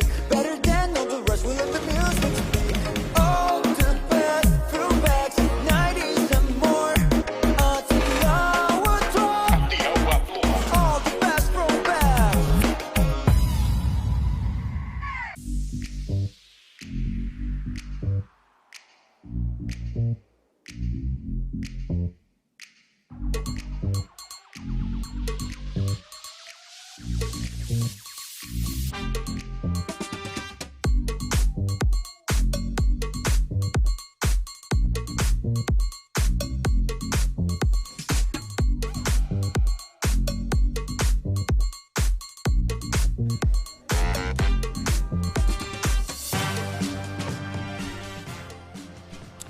We're back, ladies and gentlemen, here at Hataitai Park in the capital city, Wellington, for the 2023 Under-17 Girls National Championships. I'm just wondering, number 15, if we've got a new batter in the box. No, Eva Gibbs. No, She, that's of course, it. was Yep. pinch hit earlier in the game. That's right. But she's into it now, back in there in the first base. Ready to have a go. and add a couple more insurance runs here for Wellington. Well, it goes back and the grandstand make an easy catch and throw it back in just as fast, like nothing happened, playing it cool. Gone are the days when they used to run away with the balls. They're actually quite polite and return them now. I've never taken a ball from a tournament. Well, There ball we goes go. down with the little slap, and of Yeah, course, well placed, very nobody well placed. there. She knew exactly what she was doing. Down first base pitcher, they looked at it. Really good to see that short game being played by young Eva. She was able to direct the ball into the gap, and of course once first base comes up and there was no cover by second, it left first base wide open for her. Well done. Really good short game.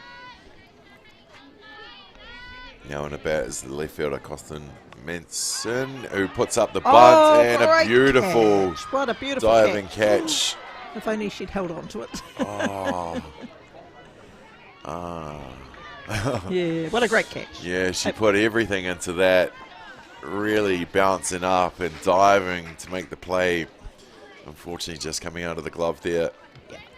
There really wasn't a double play on it. One, the runner better base, the runner on first base hadn't led off that far. So yeah, I suppose you could congratulate her for her effort in having a go at it. But that was a fantastic catch, diving catch. Lovely to see in an under 17 tournament.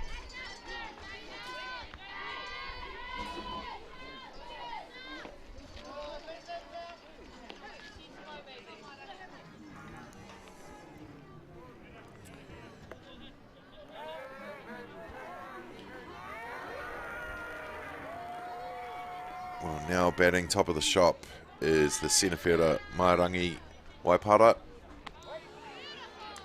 Caught at left field her first hit at bat. She got on base and left stranded at first base on her second at bat. And then that was a hit to left field, hit to centre field for her third at bat and scored the run. And she That's goes a big top, one. and that's massive. That's a couple bounces to the fence. She'll definitely score the runner of Eva Gibbs. Waipara round second, but thinks against it. And there's an RBI double from Mairangi Waipara. Straight off the bat, wasn't it? It was hitting that gap. Got all of it. Couple of bounces off going over the fence. Yep. That was fantastic. And another RBI. And that's going to bring to bat number 17, the catcher, JL Te Marama. And as we were talking before about the women's distance fences, you were able to see that Mairangi was only able to get to second base, which is normally because you know, they don't have so far to go to retrieve the ball. But really good base running from the base runner who was on first base to go 3 bases to score. So that was excellent running there from Eva Gibbs. Yep. And that gives them another run to the tally. Do they get into run rule territory? Well, just the one out. Runner in scoring position for Wellington. They'll be looking to add that extra run, and then the way that they're fielding against counties, backing themselves. But counties are here for a slog, that's for sure. They'll put in the mahi. Oh, Well, that was a great hit. She got all of it, but sending it to left field where Krista Lockington Master makes the catch for the second outs. And Waipara will sit pretty on second base, tagging up. She ain't going anywhere just yet. that was very well struck by Jessa, wasn't it? Driven to the left field. Yeah. And she made a quick play to hopefully pick up the runner at second base. It was really good to see that nice backing up from Candice Manako so that Mairangi wasn't able to advance to 3. Goes to show the importance of backing up. Oh, absolutely. Well, bringing to bat now is the designated player, Jessica Wairo. And we talk about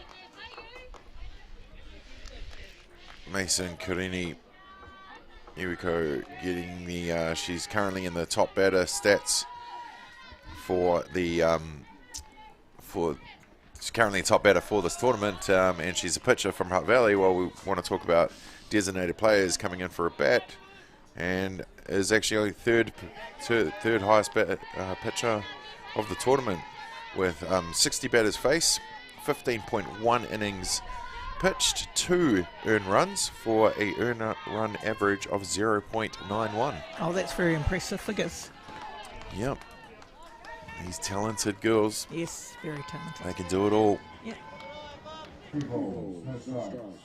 I see these girls day in, day out, you know, in the Wellington competition. I'm always out there watching softball or involved in some way or another. I still coach Premier 2 level, under 17s, under 19s.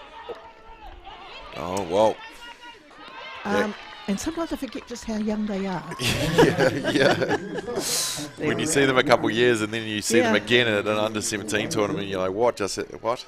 Yeah. But it just bounces off the glove, but then she scoops it up and makes the play to first for the third outs. And Wellington, they add another run, but it's not 7 ahead, so it's 8-2. We're going to go to the bottom of the 5th. We're guaranteed another innings at least. Well, it's Wellington 8, Counties 2. We'll be back right after this.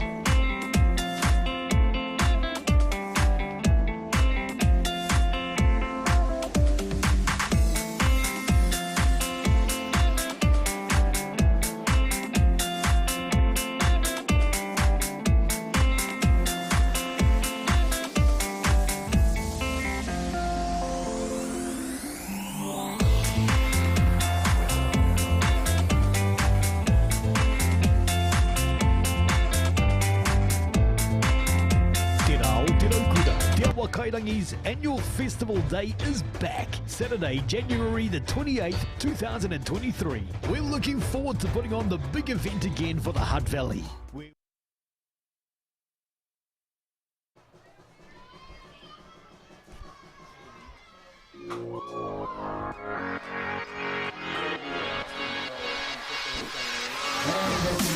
Well, we're back, ladies and gentlemen, at the bottom of the 5th innings, and Oleander Hiss comes on to bat for the leadoff position for Counties and is on base after hitting it to the shortstop and beating out the run, beating out the throw to be safe on first. I was having a little chat here with Chopper about Little League and what the inference is, what it means. Little League is actually an international franchise that enables the winner of this tournament here at the Nationals, at the under 17 girls, to go to a qualifier in the Asia-Australian qualifying zone. And the winner of that particular tournament gets an all expenses paid tournament, travel to the international tournament to be held in the States. Delaware. So when Little League was first introduced a couple of years ago, pre-COVID, it was Canterbury who actually won that tournament, who travelled to Jakarta to play in a tournament, and they didn't qualify for the international final, but they went and travelled at, 14-year-olds going to Jakarta. Fantastic opportunity. I'm not sure if everybody knows that that's what's behind this tournament as well here. So Little League here will provide some more information as it comes to hand. Well, I didn't know until Chop told me in the car on the ride on the way in this morning, which almost ups the ante, I reckon. If you're going to have a chance to go to the Asia Pacific qualifier and win that, you get an all expenses paid to Delaware, America for a World Series. Like, wow, that's amazing. Yeah, it is amazing. There's so many opportunities in softball to travel. You know, I talked earlier about the opportunities in Europe and college scholarships in the States. A couple of years ago, along with Kitty Shaw, I took a diamond sport team to play in the college ball 2 years ago, and it was fantastic. Well, she's got all that, sending it deep left, but off the glove of Manson.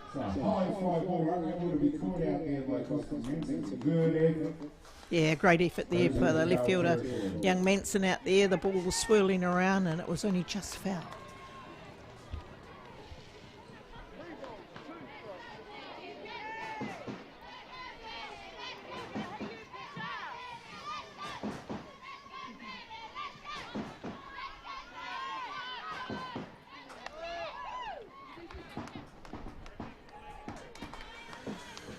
Well, of course, we talk about opportunities overseas, and we talk about Delaware. You can't go past the University of Delaware, where Dr. Lara Andrews got her PhD. So absolutely. Local Petone, Hutt Valley girl, done well. Oh, she done great. And that's where Lara's beginnings were, in Delaware. Well, actually, no, her beginnings were here in the Hutt Valley. Absolutely. Absolutely. Her talent and her resilience and her fortitude and everything else about Lara that took her to the States to get a degree. Well, Penny Starr slams it down the hot corner, and it bounces off the glove of Tyler Ball, but she just scoops it up and gets it over to first to make the play anyway. But not before. Oleana Hiss goes from first to third. And that's the one down. And that's going to bring us back Perkinson. She started at first base, gone into pitch. She struck out first at bat in the first innings. In the third innings, she got the walk. And she slams it up high for left field. Oh, well caught. But the shortstop, Takata Uli Tolava'a, makes a few meters to make that catch, and that will be the second out. Oleander Hiss still safe on third base with two down. That's going to bring up to bat with Puri Toko, the catcher for Counties. Counties have always threatened in every innings, haven't they? They've had runners on base. And we're only still talking about, it's only the bottom of the fifth innings. Counties Manukau still have another two turns at bat. They sure and do. They've always been threatening. So this game's not over for, for a long way yet. No, they definitely hit a ball, that's for sure.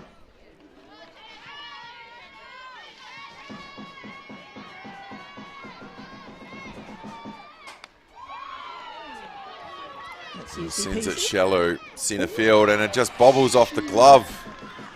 Oh, she'll be kicking herself for that one. Yeah. But that's that wind, Damien. It really is. You think you're under it, and then suddenly it moves. Oh, well, looking at that stroke, it had everything. Yeah. The height, the angles, the power, but then it just must have just sunk and gone back into the diamond and just couldn't get to it. Waipara, and not much gets off that glove, but that did. She'll be ready to make amends for sure. And just talking about that catch, we went past that they scored a run. So Counties claw one back. And we talk about them not giving up. That's exactly what they're doing now. They've got a runner in scoring position again. So in defence of young Mairangi Waipara, she generally plays all of her softball in at catcher. She's in the Junior White Sox squad in that position. I think what it says is that Wellington got some really good depth in that key position, so it's really good to see somebody else filling that position and putting some strength out in the outfield there in the form of young Mairangi. But she'll be a little bit annoyed that she didn't just catch that, but I can see it's really blowing out there. Well, Savannah Lee Farrier gets it through the 5-6 hole there, and she will stand up on two, but not before scoring another run for Counties. And we talk about their resilience and the way that they're coming back and giving everything into this game, and that's exactly what they're doing. So Wellington 8, Counties 4. Claw back a couple runs here. Should be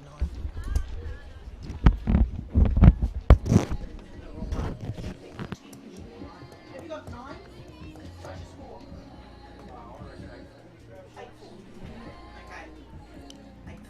Wellington having a quick chat. I thought it was 9. And this will be the third conference of the game. 5. And they're going to do some pitching changes here. It looks like Philip Ward coming out to make the changes. Calling out to the outfield.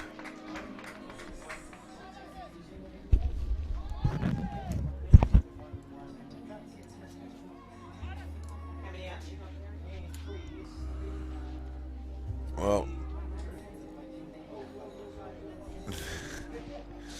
new camera operators. Panning slowly is a thing.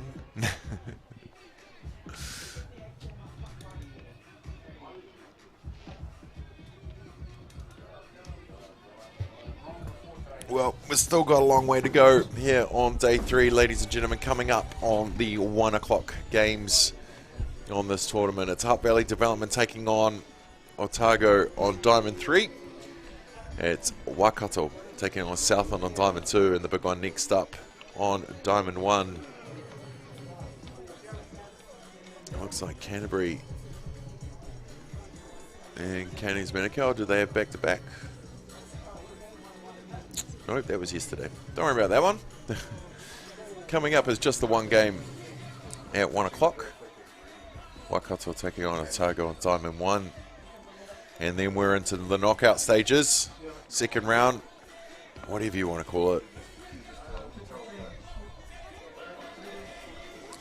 Pitching change coming in for Wellington. The Ballpark Broadcasting pitching change coming into the game for Tyler Pitakani, who pitched the last 5 innings. Is going to be Jessica Wairo. I talked before about Mairangi Waipara playing catcher, and she's come in from centre field into the catching position to strengthen the battery. Right. Obviously, Sea Counties Manukau has been a little bit more of a threat than they want them to be, so they're bringing out their big guns to shut them down. They've said, right, 5 is enough. Yeah. We need to finish this or get it done now. As you see, over on 2, Hutt Valley.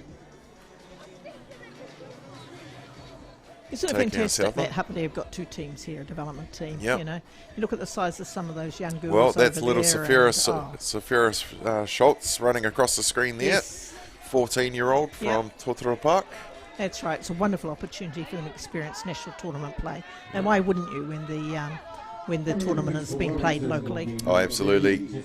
No, very proud to see some of those girls in there. I used to be Sapphira's sports coordinator at St. Joseph's Primary School. She's a lovely girl, isn't she? She is indeed. The whole family is. And she's in the Whitby Collegiate team going to Japan sure later is. this year. So 14 years old. I think I was still catching the bus to Lower Hutt. I certainly wasn't thinking about travelling to Japan. Oh, she might be 13 or 14, but yeah. No, maybe, yeah. No, definitely not. I had to get my first passport at 22. I wasn't, there wasn't much travelling done till then. But we talk about those opportunities, and they're all there for the taking for these young ladies. Gosh, yeah. Oh dear. Well, they got the out, and that's what matters. Third out, that's Doesn't right. matter how it looks. Yeah. And that is exactly what they needed to do there, Wellington.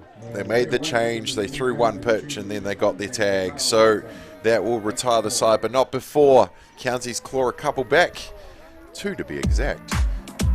But Wellington still lead this. We'll go to the top of the 6th innings with Wellington leading 8 runs to 4.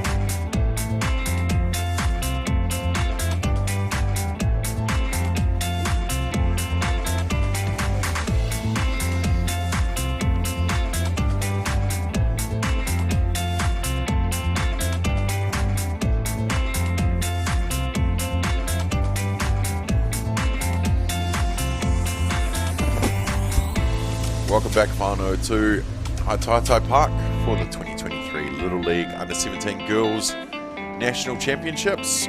We're at the top of the 6th innings in the matchup between Wellington and Counties Manukau. Top of the 6th with Wellington leading this one, 8 runs to 4. Ferguson for Counties getting into her work here with the lead off of Tyler Pitakani.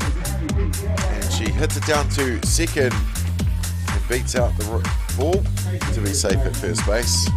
It's always going to be difficult, that one, especially when the first base comes so far off the line. And what tends to happen is that the second base goes to back up the first base fielder and it leaves nobody on first base. Now, there is one person that can actually take that play, make that play, and they never think of it, and that's the pitcher. If she travelled across to first base, she could actually be the receiver at first base. Yep. We see it in baseball, but of course their fields are a little bit bigger than ours. Well, with one runner on, Wellington are going to send to bats. Siobhan Bolger, the second base, who squares up, bunts it down third baseline, but it goes foul.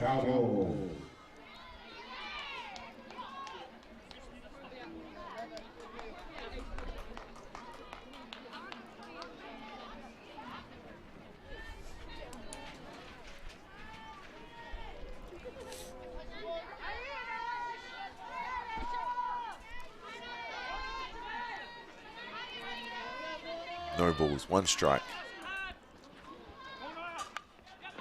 Oh, very nice. Oh, wow.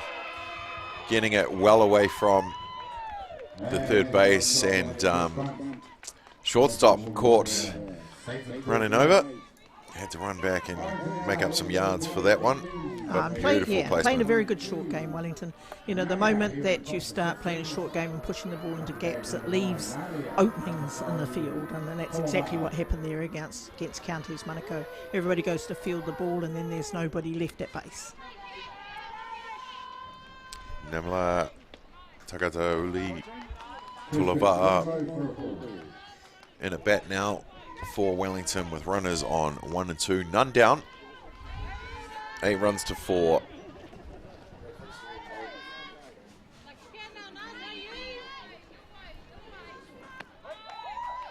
One strike.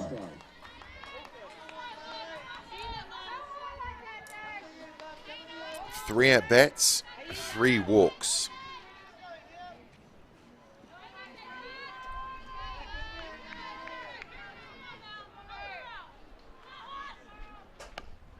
Well, she hits top of the zone. It's going foul, but made the catch. No, just bouncing off the glove. Oh, that Wellington wind is a real problem out there, isn't it? Master, yes. And pretty deep fly ball, though. Yeah. It was always going to be a difficult one to get. Oh, she definitely made the yards. I just think yes, just must have changed direction. And that's what can happen today. There hasn't been any wind the last couple of days. Or very little. And although it's blue skies and beautiful, it is just a little bit breezy. But it can make havoc, especially when the ball goes up. But good way to Perkinson to come back and strike her out, come back and make that happen. And that will be the first out in the top of the 6. And that's going to bring to bat Tyler Bull, third base. She's got 2 ducks on the pond. Haven't you heard anybody else use that expression for quite a while there, Damien? That's one of my favourites. How many ducks on the pond? It was even put out on Te Reo last weekend. Yeah. Before I master it, I will. Before I say it, I'll master it. Before that, but yeah. Just trying to think of the Māori name for duck. I'll have to ever think about that one. Well, that goes up, and that is caught by the shortstop, Penny Starr. Makes no mistake about that for the second outs. And just like that, the 1-2 outs with 2 runners still left on for Wellington. And that's going to bring to bat, I want to say Eva Gibbs, but I don't think it is. Yes, it is. It is? Okay. Yep. She's a lefty for Wellington. Eva Gibbs coming into bat now. She may have been pinched earlier on in the game, but she put that lovely little bunt up second base. She sure did. Played the short game very well. She sure did, and scored as well in the last innings. So she'll be looking to do the same.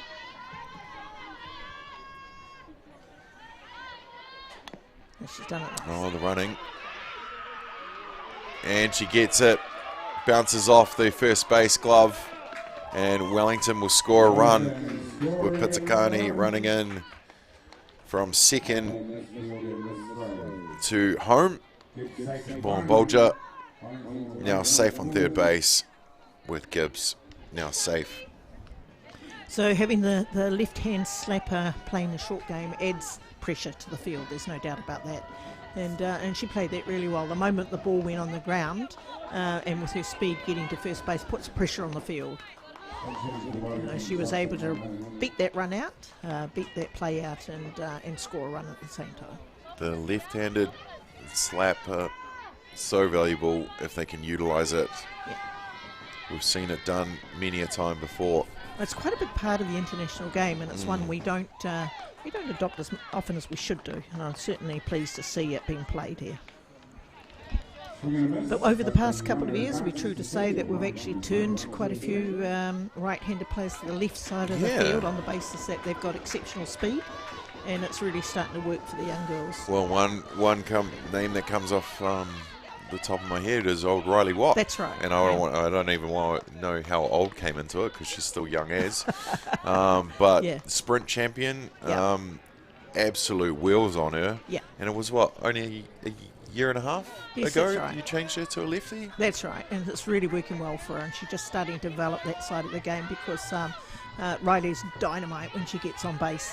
And from the right. So it's now working for her, and she can only get better and better. Absolutely.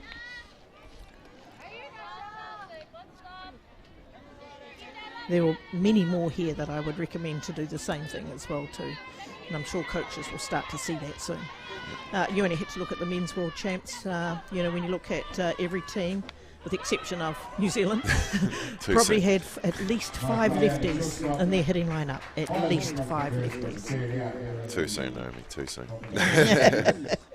Oh, it's a game. It's part of the game that we have to develop. It is indeed. Well, that will be the third outs, with Wellington leaving 2 runners on, but not before adding 1 more run to the tally. We'll go to the bottom of the 6th with Wellington still leading this one, 9 runs to 4. Atia Watoa FM presents Te Rao Te Raukura 2023. For 2023, we're proud to present Adija. Kia ora, Betty Ann here from Asia. Asia Waidere. E mihi ana kia koutou. Valley Kids. Hey, we're the Valley Kids. Origin Roots Aotearoa. Kia ora everybody, my name's Matsutia. Plus kapahaka from Te Ahia Tahurangi, Ngāti Pōneke, Ngā Taonga Mai Tawhiti, Ngā Uri Taniwha. Share the news and set the date. Saturday, 28th of January, for Te Rā o Te Raukura.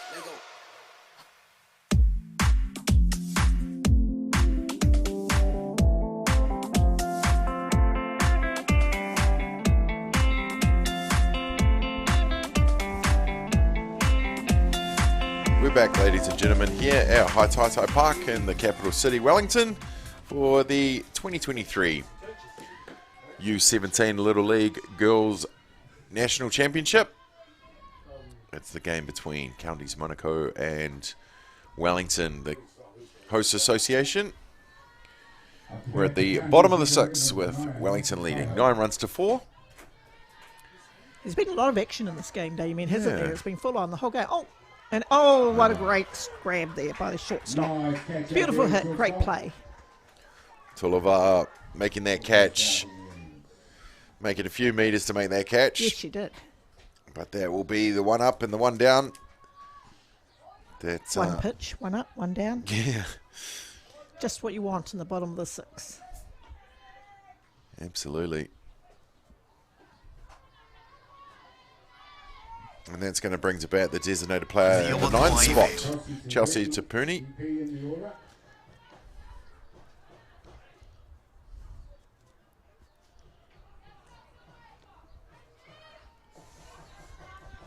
She hit to left field in her first at bat in the 2nd innings and got struck out in her 2nd at bat in the 4th innings. Leaves the inside pitch for the ball.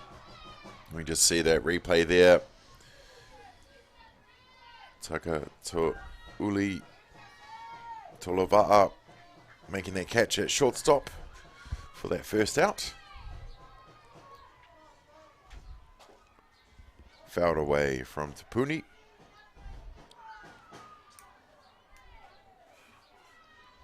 I think it was a smart move by Coach Philippa Ward for Wellington to change the battery just at a time when it was needed. These two have had a really good strong start at a time when Counties Manukau was starting to threaten. We're now getting into the business end of the game, and they're starting to shut the Counties Manukau offence down. Yeah, I wouldn't count this Counties team out. Oh, that's true. At all, and they get the last bat as well. The way that they're going, we're definitely going to have a 7th innings. And you know, that's something that's always impressed me with the Counties Manukau teams. Those girls sure know how to hit. Yep, they sure do.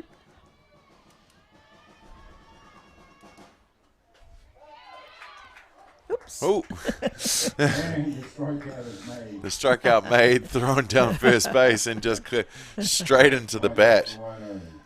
You wouldn't be able to do that even if you tried. Could you call it a foul ball? Well, 4 strikes. That'll bring the bat number 2. Well, that's going to bring to bat the top of the order, the second base, Jasmine Hoho. Struck out at first at bat in the first innings. Caught in the centre fielder at centre field at the second bat in the second innings. And in the 4th inning, she grounded out to the shortstop. So she'll be looking to get on base. Be the leadoff that this Counties team need in the bottom of the 6th. 5 runs behind this Wellington team. They're going to check if she did. And base umpire Daryl Paul says, no, she didn't. No swing on that one is the call. 1 ball, 1 strike. 2 down, bottom of the 6th. Top of the order. Leaves the outside pitch for the ball. 2 balls, 1 strike. Every time I look up, Naomi, I see a couple more groups added to the park, and now I see Mr. Whoopi, so I'm happy. Yes. There's And there's already a line as well. yeah. Big line it is too. Yeah, no, you're right. There's so much more people at the ballpark at the moment. So it's Saturday afternoon. I guess the Wellington community are coming out to see what's going on here at Fraser Park. I'm at the wrong park. Hataitai Ballpark. But Home of Wellington Softball Association. Yeah, well, good plug for home of softball as well. Hey.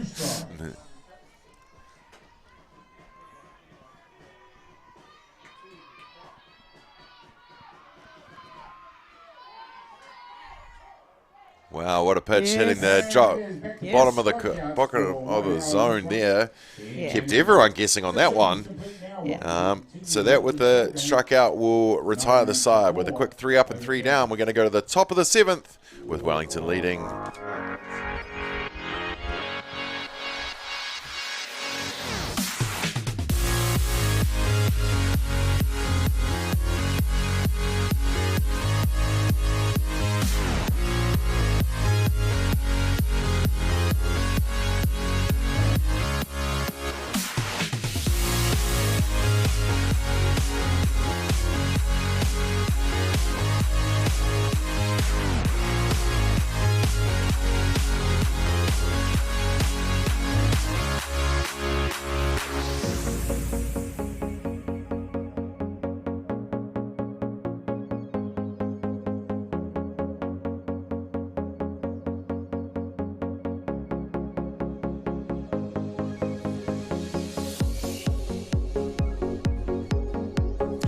Welcome back, ladies and gentlemen. Thanks for joining us here at Hataitai Park. And thank you, Mr. Whoopi, for joining us here at Hataitai Park. Look at that line, ladies and gentlemen. And it's only just got here. So they made a great call calling in that. And if anyone can come up and sing us the ringtone? No, the theme of Mr. Whoopi, we'll find you a prize. Or Chopper will, of course. It's usually a song that's stuck in my head, but I can't seem to place it just I yet. was just thinking what that is too as well, yeah. Something like that. You realise it when it comes down your street, don't you? 100%. 100%. Mom, give me $2. More than $2. Yeah, 100%, yeah. Well, we're in the top of the 7th, ladies and gentlemen. Looks like counties are making some changes. And the girls out on the diamond playing a bit of volleyball with the ball. Still got great spirits in this one. And they know it ain't over till it's over. Top of the 7th. They've been dangerous all game, counties. Wellington definitely held their own. Yeah, but I think this is the innings. I think it was a key change by Wellington and changing the battery just at the right time. Mm. And not to say Tyler Pitakani had done a really, really good job, but it was a good time to actually make that battery change, bring somebody in with a different pace, different movement, different catcher, and it was just enough to surprise Counties Manukau a little bit, you know, and able to get into their groove in the latter part of the game. But anyway, the game's not over yet. It's top 7th, and anything goes in the game of softball. Oh, yes.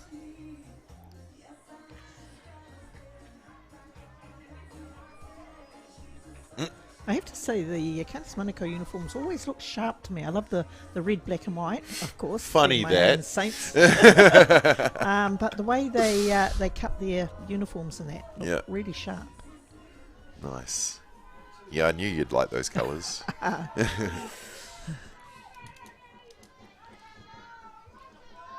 Well, here we go, ladies and gentlemen. Top of the 7th. First pitch up high for a ball. First pitch, first offering from Perkinson is a ball. Wellington leading off with Mairangi Waipara. She had a pretty solid game, except for that one error in its centre field, and she slams it to centre field. Her counterpart, who's standing under it, can't get it, and that just shows why you run it out, ladies and gentlemen. Yes. She was already well to second base when that ball popped out of her glove. Yeah. And Waipara safe on second. And here's her hit count in the 5 hits that she's had, Naomi. Hit to left field, hit to left field, hit to centre field, hit to centre field, hit to centre field. Yeah, she's she's a batter. Yeah, she's a batter. Right? A very strong one as well too. Again, I'm feeling a little bit for the centre outfield. I thought she was under it. The wind just moves the ball marginally in the last couple of metres before the glove. She also had the sun in her eyes as well too. But as you mentioned, really full credit to Mairangi for running the bases out. There she is on second base. So important. Well, JL to Marama, the catcher for Wellington, in a bat now. Leaves that offering for the outside ball.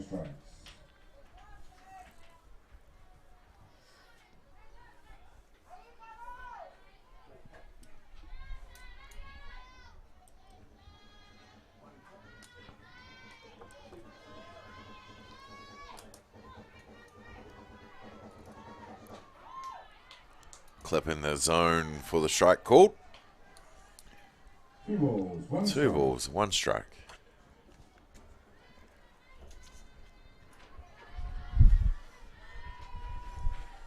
Tim Adama.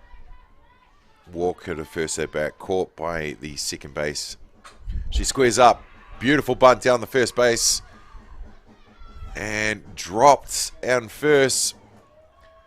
So she'll be safe there, moving the runner of Waipara to third base. And just like that, runners on the corners here for Wellington. And counties have done so well. You don't want to see it come down to the last innings and just a couple drop balls there. But this bunt, making them work for it for sure, scooping up. And just going a bit low and unable to get to it was the second base. Runner makes away across the second. But now... Yeah, so obviously Wellington is still not comfortable with their 5-run lead by choosing to sacrifice bunt. And it does add the pressure to the Counties Manukau defence. And well, that's a catch for someone. Or not. Wellington looking to score some more runs here in the top of the 7th. And that shows the respect for counties Yes, as well. You know, that absolutely. they're going out to keep on closing out this game. No complacency. No, They've just got to absolutely. keep on going right to the end. Game's not over till the game's over, till That's the fat it. lady sung. Again, the bunt to Marama. Outstanding. Jessica Wairoa in a bat now. She's a young lady who hit that very strong triple to the fence. She sure did. 2. And didn't stop running. Once she got going, she never stopped. First at bat, she was caught at right field. She hit it through the hole of third base, and at second at bat, she had the 2 RBI triple bag. Beautiful shot between 7 and 8 in her third at bat, and caught by the shortstop in her fourth at bat. Now she's got 2 runners in scoring position. We know she can find some gaps. She's already scored a couple of runs herself and some RBIs. That was actually a very nice little change up there from the pitcher, Birkinson. It's nice to see, young pitchers throwing change up here at this level. It is a pitch that they should all command, but it isn't that easy to do either.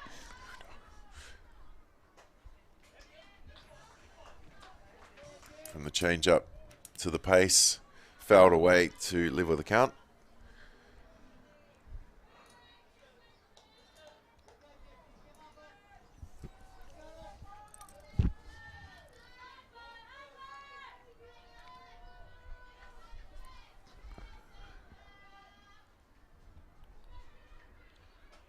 Oh, nice strikeout. Goes chasing on the outside pitch for the first out. That's exactly what Counties needed. They've fought out of this position a couple of times in this game already. Yes, they have. They've had to come defend quite hard, haven't they, with runners on base all the time. They definitely don't sit down for the challenge. Runners on base, they know what to do, and that's protect that home plate. And they're going to have to here with Tyler Pitakani coming in to bat for Wellington in the 4th spot. She grounded out to the third base in her first at bat, and her second at bat was a sacrifice bunt. She was walked in her third, and then she hit to second base and scored in her 4th at bat. 4th batter of the innings, fouls away. We must be getting better at placing that camera behind the fence, because it used to be a shocker. If the foul ball went back there, we had to adjust it every time. So, yep. So far, I probably just jinxed it as well. Yeah, I'm loving the pictures that I'm seeing here on the screen. Fouled away again. Nice work, Rico. Great close-ups, great colour, great action. Not to be outdone by Nick on the camera. Thumbs and up the fist from out pump. there. Yeah. Love to see them enjoying their role. Absolutely. Well, another foul ball. Pitakani. They deserve a Mr. Whippy ice cream after this. I reckon. Don't know if they'll agree with that. Surely.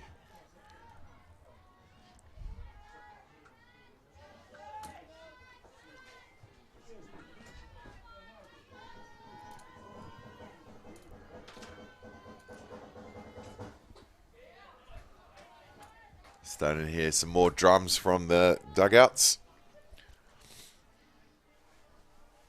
It's a good thing about girls' national tournaments, isn't it? They're really good with the sing-songs and the drums. Absolutely, and the chants. Rah-rah and the chants. They're loud. Yep.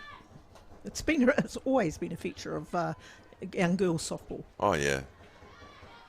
Yeah, you can really tell they're enjoying it, that they celebrate what they're doing, So it's not always necessarily to put off the other teams. It's it just brings the fun to the game, doesn't it? Absolutely. And count as 2 balls, 2 strikes. They'll be a lot louder than my 17's boys will be in Pukekohe next week, I'm sure. Oh, you've got that team going up there, have you? I do, yes. Great. I love this level. It's fantastic. Nice job. Swung on a miss for the strikeouts, and Counties holding their own here. Yes, they are. With They're a quick 2 down, with 2 runners still in scoring position, they're going to bring to bat Siobhan Bolger. They can shut Wellington down from scoring. They've done very well in this innings. They sure have. They're just ready to come in and drive in their 6 runs. But Bolger will have something else to say about it, I'm sure.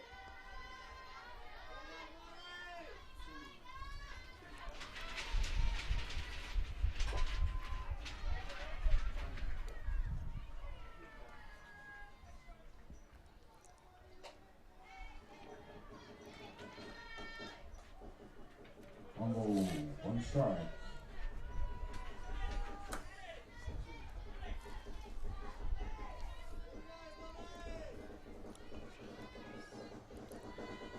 One count. Bolger fouls away again. 1 ball, 2 strikes. Perkinson finding the rhythm here on the mound in the top of the 7th innings. County's chasing, defending the 2 runners. Bolger gets a swing, gets it early. Philippa Ward with the duck. And not on the pond. Just trying to save her head. Straight over a coach's heat.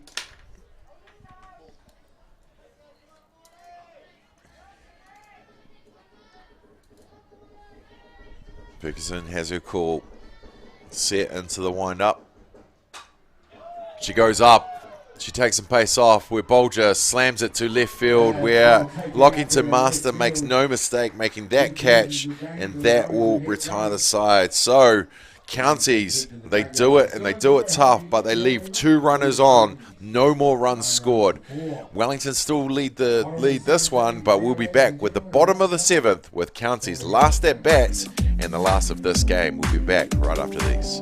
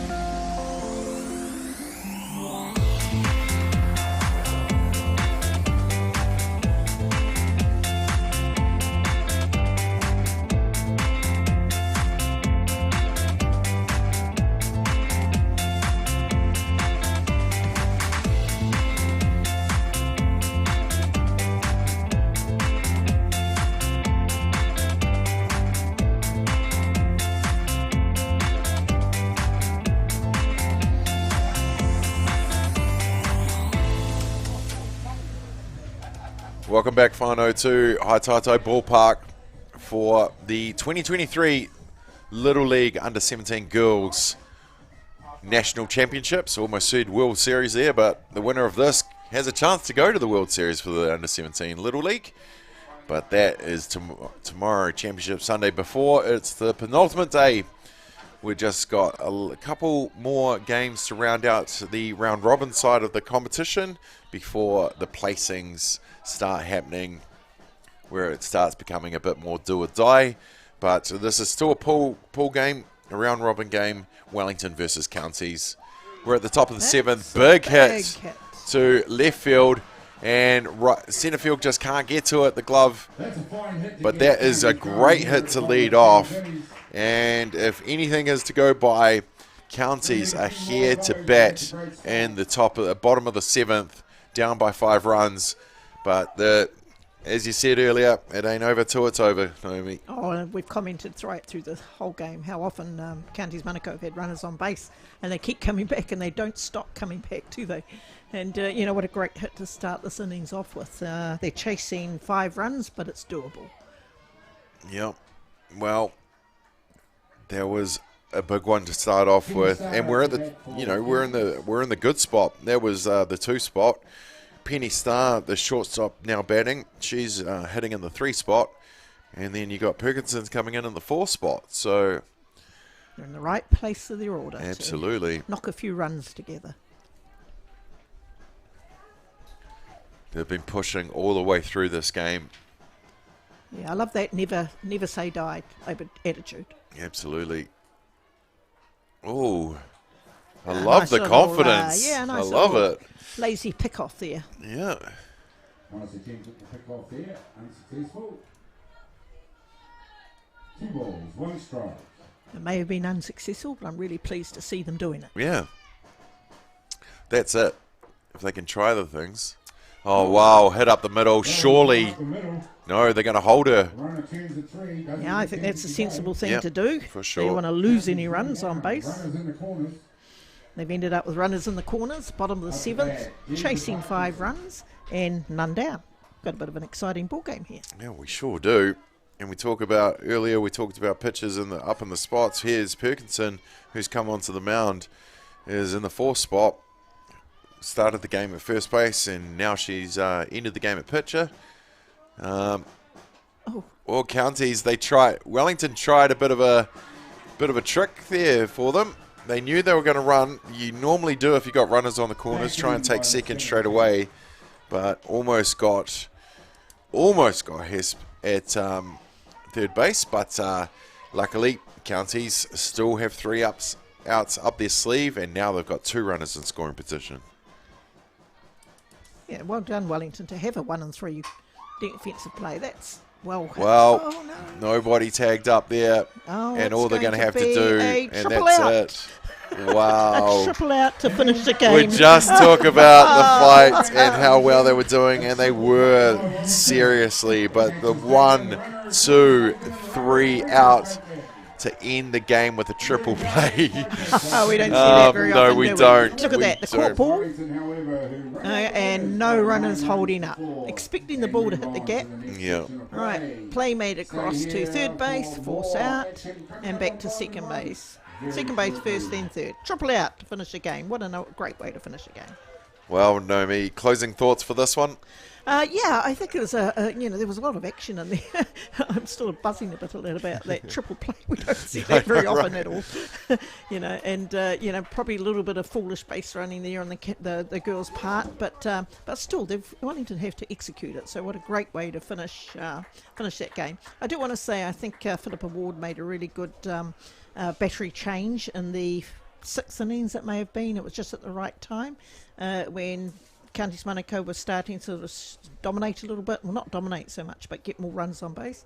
So I think that was enough to throw them off balance. But excellent game there, and congratulations to Wellington for coming out the winners. Absolutely. Well, we are not done with the action here from Diamond 1. Coming up is going to be Otago versus Waikato in the next game on Diamond 1. So stay tuned for the live stream for that. But lastly, Naomi, I know you're going to ask me who the player you of knew the I was going to.